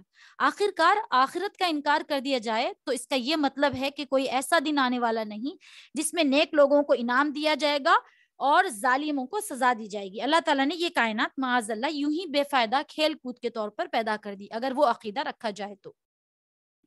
آیت نمبر 55 تک کا ترجمہ ہے 43 سے، یقین جانو کہ زقوم کا درخت گنہگار کا کھانا ہوگا، اللہم احفظنا، تیل کی تلچھٹ جیسا لوگوں کے پیٹ میں اس طرح جوش مارے گا جیسے کھولتا ہوا پانی۔ فرشتوں سے کہا جائے گا اس کو پکڑو اور گھسیٹ کر دوزخ کے بیچوں بیچ تک لے جاؤ، اور پھر اس کے سر پر کھولتے ہوئے پانی کا عذاب انڈیل دو۔ کہا جائے گا کہ لے چک، تو ہی سب سے بڑا صاحب اقتدار، بڑی عزت والا ہے، یہ وہی چیز ہے جس کے بارے میں تم لوگ شک کرتے تھے۔ دوسری طرف پرہیزگار لوگ یقیناً امن والی جگہوں میں ہوں گے۔ अल्लाहुम्मा अजिरना मिनन्नार, अल्लाहुम्मा अजिरना मिनन्नार, अल्लाहुम्मा अजिरना मिनन्नार, अल्लाहुम्मा इन्नी अस्अलुकल जन्ना, अल्लाहुम्मा इन्नी अस्अलुकल जन्ना, अल्लाहुम्मा इन्नी अस्अलुकल जन्ना। बागात में और चश्मों में और वो आमने सामने बैठे होंगे, सुंदुस और इस्तबरक का लिबास पहने हुए होंगे, उनके साथ यही मामला होगा और हम बड़ी बड़ी आंखों वाली हूरों का उनसे ब्याह कर देंगे। वो बड़े इत्मीनान से वहां हर किस्म के मेवे मंगवाते होंगे। यानी दुनिया में अपने आप को बड़ा साहिब इख्तिदार और बड़ा बाइज्जत समझता था, इस पर तुझे घुमंड था, आज ये अपनी हालत देख ले। तकब्बुर और घुमंड का अंजाम कार क्या होता है। ये दोनों रेशमी, जो सुंदुस और इस्तबरक है, रेशमी कपड़ों की दो किस्में हैं। सुंदुस बारीक और इस्तबरक दबीज होता है। लेकिन जन्नत सुंदुस और इस्तबरक की सही कैफियत अल्लाह ही को मालूम है। ये सिर्फ दुनियावी कैफियत बयान की जा रही है यहाँ पे, जो कि होते हैं क्वालिटीज ऑफ द क्लोथ्स। अच्छा, अब यहाँ पे आयत नंबर 59 तक का तर्जुमा है। जो मौत उनको पहले आ चुकी थी, उसके अलावा वो वहां किसी और मौत का मजा नहीं चखेंगे और अल्लाह उन्हें दोजख के अजाब से महफूज रखेगा। ये सब तुम्हारे परवरदिगार की तरफ से फजल होगा। इंसान के लिए जबरदस्त कामयाबी यही है। गर्ज ए पैगंबर, हमने इस कुरान को तुम्हारी जबान में आसान बना दिया है ताकि लोग नसीहत हासिल करें। अब तुम भी इंतजार करो, ये लोग भी इंतजार कर रहे हैं। सुंदुस और इस्तबरक की अच्छा, ये लोग तो झुटलाने के अंदाज में क़यामत का जिक्र कर रहे हैं। आन हज़रत सल्लल्लाहु अलैहि वसल्लम को तस्दीक के साथ उसके इंतजार का हुक्म दिया गया है कि उस वक्त सारी हकीकत खुलकर सामने आ जाएगी और काफिरों को सख्त सजा का सामना करना पड़ेगा। सदक़ल्लाहुल अलीयुल अज़ीम। रब्बना आतिना फिद दुनिया हसनतन व फिल आखिरति हसनतन व क़िना अज़ाबन्नार। सूरतुल जासिया भी हमने शुरू कर दिया था, राइट? ठीक है। अच्छा, हम इसका भी तर्जुमा कर लेते हैं जितना हमने किया था इस सूरत के मुकम्मल होने तक, 25 के। बिस्मिल्लाहिर्रहमानिर्रहीम। सूरतुल जासिया, इस सूरत में बुनियादी तौर पर 3 बातों पर जोर दिया गया। ये कि इस कायनात में हर चीज, हर तरफ अल्लाह ताला की कुदरत कामिला और हिकमत बालिगा की इतनी निशानियां फैली हुई हैं कि इंसान अगर माकूलियत के साथ उन पर गौर करे तो इस नतीजे पर पहुंचे बगैर नहीं रह सकता कि इस कायनात के खालिक को अपनी खुदाई के हुकाम में, इंतजाम में किसी और की शिरकत की जरूरत नहीं। जी हाँ, सूरह जासिया शुरू हो चुका है इस सूरत में। बिस्मिल्लाहिर्रहमानिर्रहीम। कि इंसान इस नतीजे पर पहुंचे बगैर नहीं रह सकता, लिहाजा उसके साथ किसी को शरीक ठहराकर उसकी इबादत करना सरासर बेबुनियाद बात है। दूसरे, हुजूर नबी करीम सल्लल्लाहु अलैहि वसल्लम को बताया गया कि आपको शरीयत के कुछ अहकाम दिए गए हैं जो पिछली उम्मतों को दिए हुए अहकाम से किसी कदर मुख्तलिफ हैं। चूंकि ये सारे अहकाम अल्लाह ताला की तरफ से हैं, इसीलिए इस पर किसी को ताजुब नहीं होना चाहिए। इस सूरत में क़यामत के हौलनाक मनाजिर का नक्शा खींचा गया है। इसी सिलसिले में आयत नंबर 28 में फरमाया गया है कि क़यामत के दिन लोग इतने खौफजदा होंगे कि डर के मारे घुटनों के बल बैठ जाएंगे। जासिया अरबी जबान में उन लोगों को कहते हैं जो घुटनों के बल बैठे हों। इसी लफ्ज को सूरत का नाम बना दिया गया है। अल्लाहुम्मा हफ़ज़ना, अल्लाहुम्मा अग़फ़िर लना ज़ुनूबना या रब्बल आलमीन। इसमें 37 आयतें हैं, बड़े नहीं, 4 रुकू हैं। आइए पढ़ लेते हैं। ये सूरत मक्की है। शुरू अल्लाह के नाम से जो बड़ा मेहरबान और निहायत ही रहम वाला है। आयत नंबर 6 तक का तर्जुमा है। ये किताब अल्लाह की तरफ से उतारी जा रही है जो बड़ा साहिब इख्तिदार और बड़ा साहिब हिकमत है। हकीकत यह है कि आसमानों और जमीन में मानने वालों के लिए बहुत सी निशानियां हैं और खुद तुम्हारी पैदाइश में, उन जानवरों में जो उसने जमीन में फैला रखे हैं, और उन लोगों के लिए बड़ी निशानियां हैं जो यकीन करें। नीज रात और दिन के आने जाने में, और अल्लाह ने आसमान से रिज़्क़ का जो जरिया उतारा, फिर उससे जमीन को उसके मुर्दा हो जाने के बाद जिंदगी दी, उसमें और हवाओं की गर्दिश में उन लोगों के लिए बड़ी निशानियां हैं जो अक्ल से काम लें। ये अल्लाह ताला की आयतें हैं जो तुम्हें हम ठीक ठीक पढ़कर सुना रहे हैं। अब अल्लाह और उसकी आयतों के बाद कौन सी बात है जिस पर ये लोग ईमान लाएंगे? ये बातें बिल्कुल समझ आने वाली है। आप भी समझ सकते हैं कि अल्लाह ताला ने बहुत सारी निशानियां दी हैं। अब हम अक्ल है तो हमें यह समझ आ जाएगा कि अल्लाह के नबी की पढ़ती हुई ये प्यारी प्यारी आयतें किस लिए हैं और किस वजह से हैं। ईमान लाना अब लाजमी है। आयत नंबर 12 तक का तर्जुमा है, बुरा हो हर उस झूठे गुनहगार का जो अल्लाह की आयतें सुनता है जबकि वो उसे पढ़कर सुनाई जा रही होती हैं پھر بھی وہ تکبر کے عالم میں اسی طرح کفر پر اڑا رہتا ہے جیسے اس نے وہ آیتیں سنی ہی نہیں۔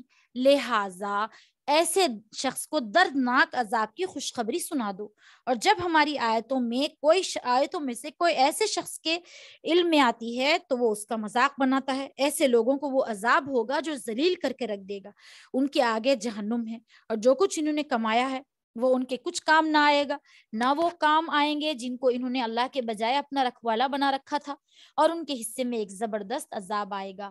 یہ قرآن سراپے ہدایت ہے۔ جن لوگوں نے اپنے پروردگار کی آیتوں کا انکار کیا ہے ان کے لیے بلا کا دردناک عذاب ہے۔ اللہ وہ ہے جس نے سمندر کو تمہارے کام میں لگا دیا ہے تاکہ اس کے حکم سے اس میں کشتیاں چلیں، تاکہ تم اس کا فضل تلاش کرو اور تم شکر ادا کرو۔ جیسا کہ پہلے کئی بار عرض کیا گیا کہ اللہ تعالیٰ کا فضل تلاش کرنا قرآن کریم کی اصطلاح میں روزی تلاش کرنے کو کہا جاتا ہے، یہاں سمندری تجارت مراد ہے۔ آیت نمبر 15 تک کا ترجمہ ہے، آسمان اور زمین میں جو کچھ ہے اس سب کو اس نے اپنی طرف سے تمہارے کام میں لگا رکھا ہے، یقیناً اس میں ان لوگوں کے لیے بڑی نشانیاں ہیں جو غور و فکر سے کام لیتے ہیں۔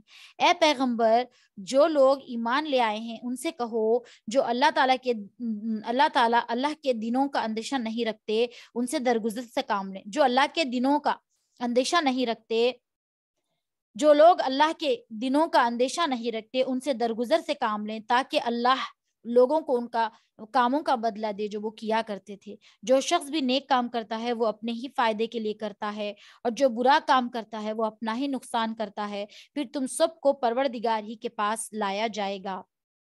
اللہ کے دنوں سے مراد وہ دن ہے جس میں اللہ تعالیٰ لوگوں کو ان کے اعمال کی سزا یا جزا دینا چاہے دنیا میں یا آخرت میں۔ مطلب یہ ہے کہ لوگ اس بات سے بے فکر ہیں، اس بات کا انکار کرتے ہیں کہ کوئی ایسے دن آنے والے ہیں۔ درگزر کرنے کا مطلب یہ ہے کہ ان کی طرف جس سے جو تکلیفیں پہنچائی جائیں ان کا بدلہ نہ لے۔ یہ حکم مکی زندگی میں دیا گیا تھا جہاں مسلمانوں کو مسلسل صبر کی تلقین کی جا رہی تھی اور ہاتھ اٹھانے سے منع کیا گیا تھا۔ اس کا مطلب یہ بھی ہے کہ مسلمانوں سے کہا جا رہا ہے کہ کافر لوگ جو ان پر ستم ڈھا رہے ہیں تم ان کا فی الحال بدلہ نہ لو، کیونکہ اللہ تعالیٰ خود ہی اس کا بدلہ لے گا، چاہے وہ اس دنیا میں ہو یا آخرت میں۔ اور ساتھ میں یہ بھی مطلب ہے کہ جو لوگ اللہ تعالیٰ کے اس حکم کی تعمیل میں صبر سے کام لیتے ہیں اور انہیں بدلہ نہیں لیں گے، اللہ تعالیٰ ان کی اس نیکی کا بدلہ آخرت کی نعمتوں کی صورت میں ضرور دیا جائے گا، ضرور عطا فرمایا جائے گا۔ آگے آیت نمبر 19 تک کا ترجمہ ہے، ہم نے بنی اسرائیل کو کتاب اور حکمت اور نبوت عطا کی تھی اور انہیں پاکیزہ چیزوں کا رزق دیا تھا اور انہیں دنیا جہان کے لوگوں پر فوقیت بخشی تھی اور انہیں کھلے کھلے احکام دیے تھے۔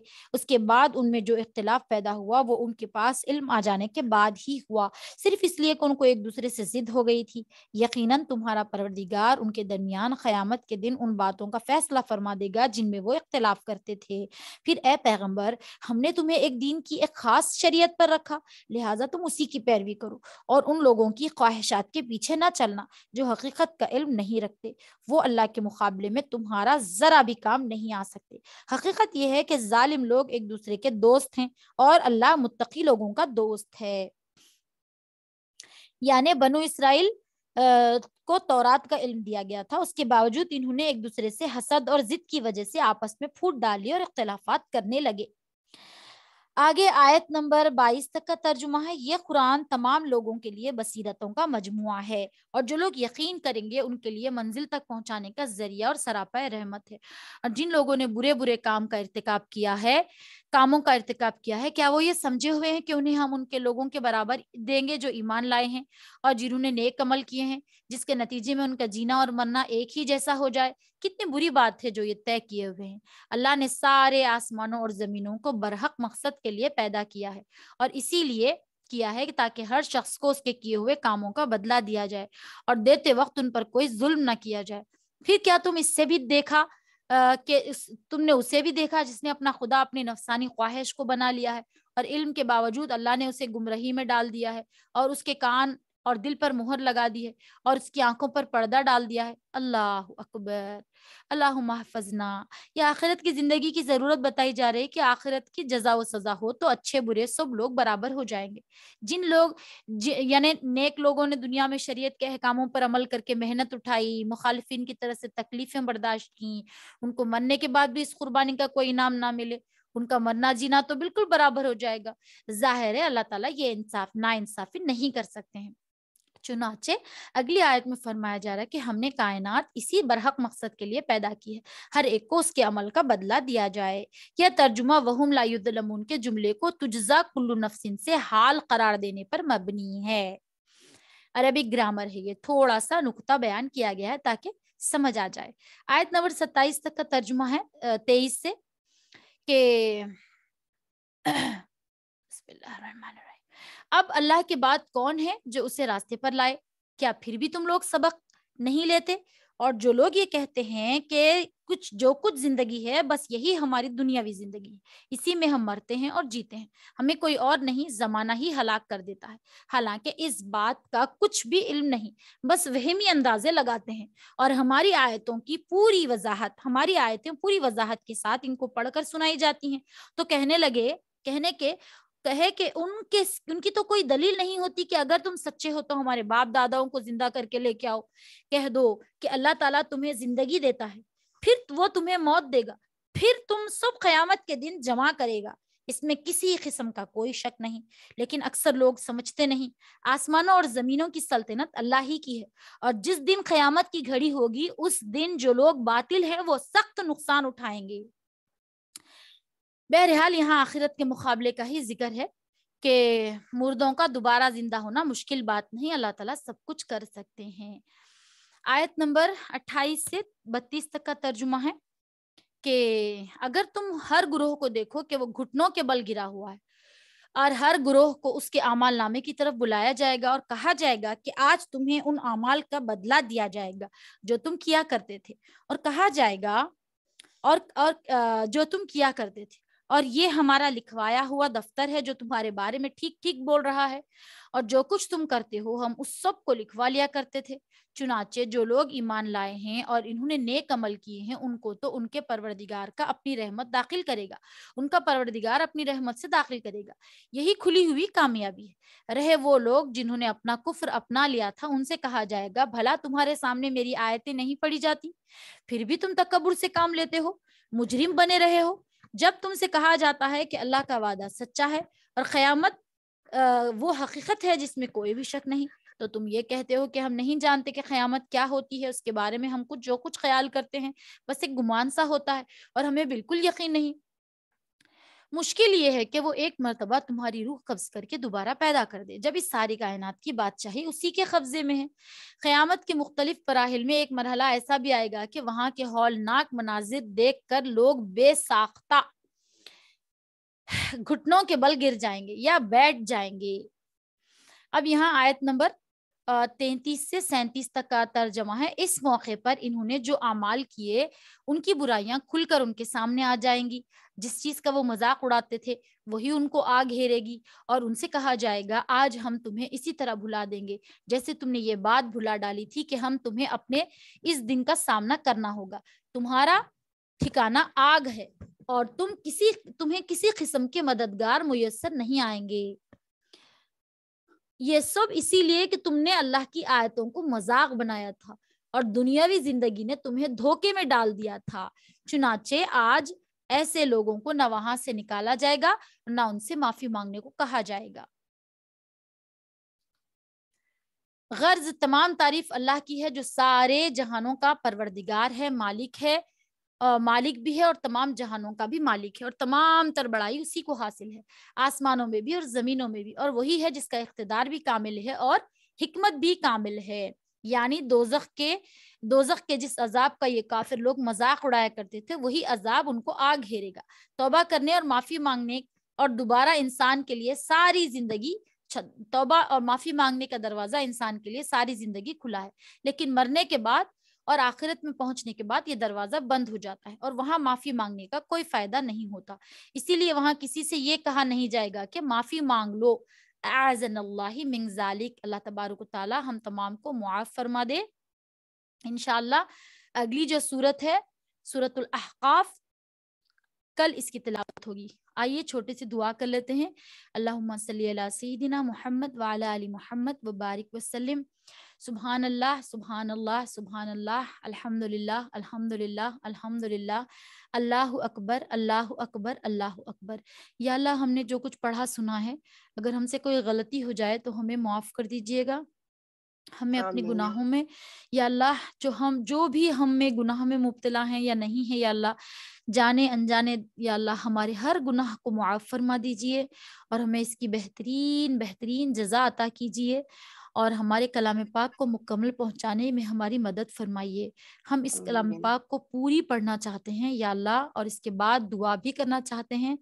یا رب العالمین ہم کو اور ہمارے ان تمام ساتھی بہنوں کو اس کا بے حد اجر عطا فرمائیے. اور اے آمین اللہ ہم تمام کو اپنی جناب میں قبول فرما لیجئے. ہمارے ماں باپ، ہمارے عزیز و اقربا اور تمام اہل امت محمدیہ صلی اللہ علیہ وسلم کو معاف فرما دیجئے. ہمیں شب قدر عطا فرمائیے. ہمارے سامنے اور 3 تاخرات ہیں یا اللہ، ہمیں جاگ کر عبادت کرنے کی ہمت، طاقت، قوت عطا فرمائیے. آمین امین ثم آمین. اللہم صلی علی سیدنا محمد وعلی آل محمد وبارک وسلم. جزاکم اللہ خیرا کثیرا ٹو آل آف یو. آپ تمام لوگ یہاں پہ آئے جزاک انشاءاللہ. اللہ وہیا کی کل بھی 12 بجے سے تلاوت ہوگی اور کل سورہ احقاف ہم پڑھیں گے انشاءاللہ. انشاءاللہ. السلام علیکم ورحمۃ اللہ وبرکاتہ.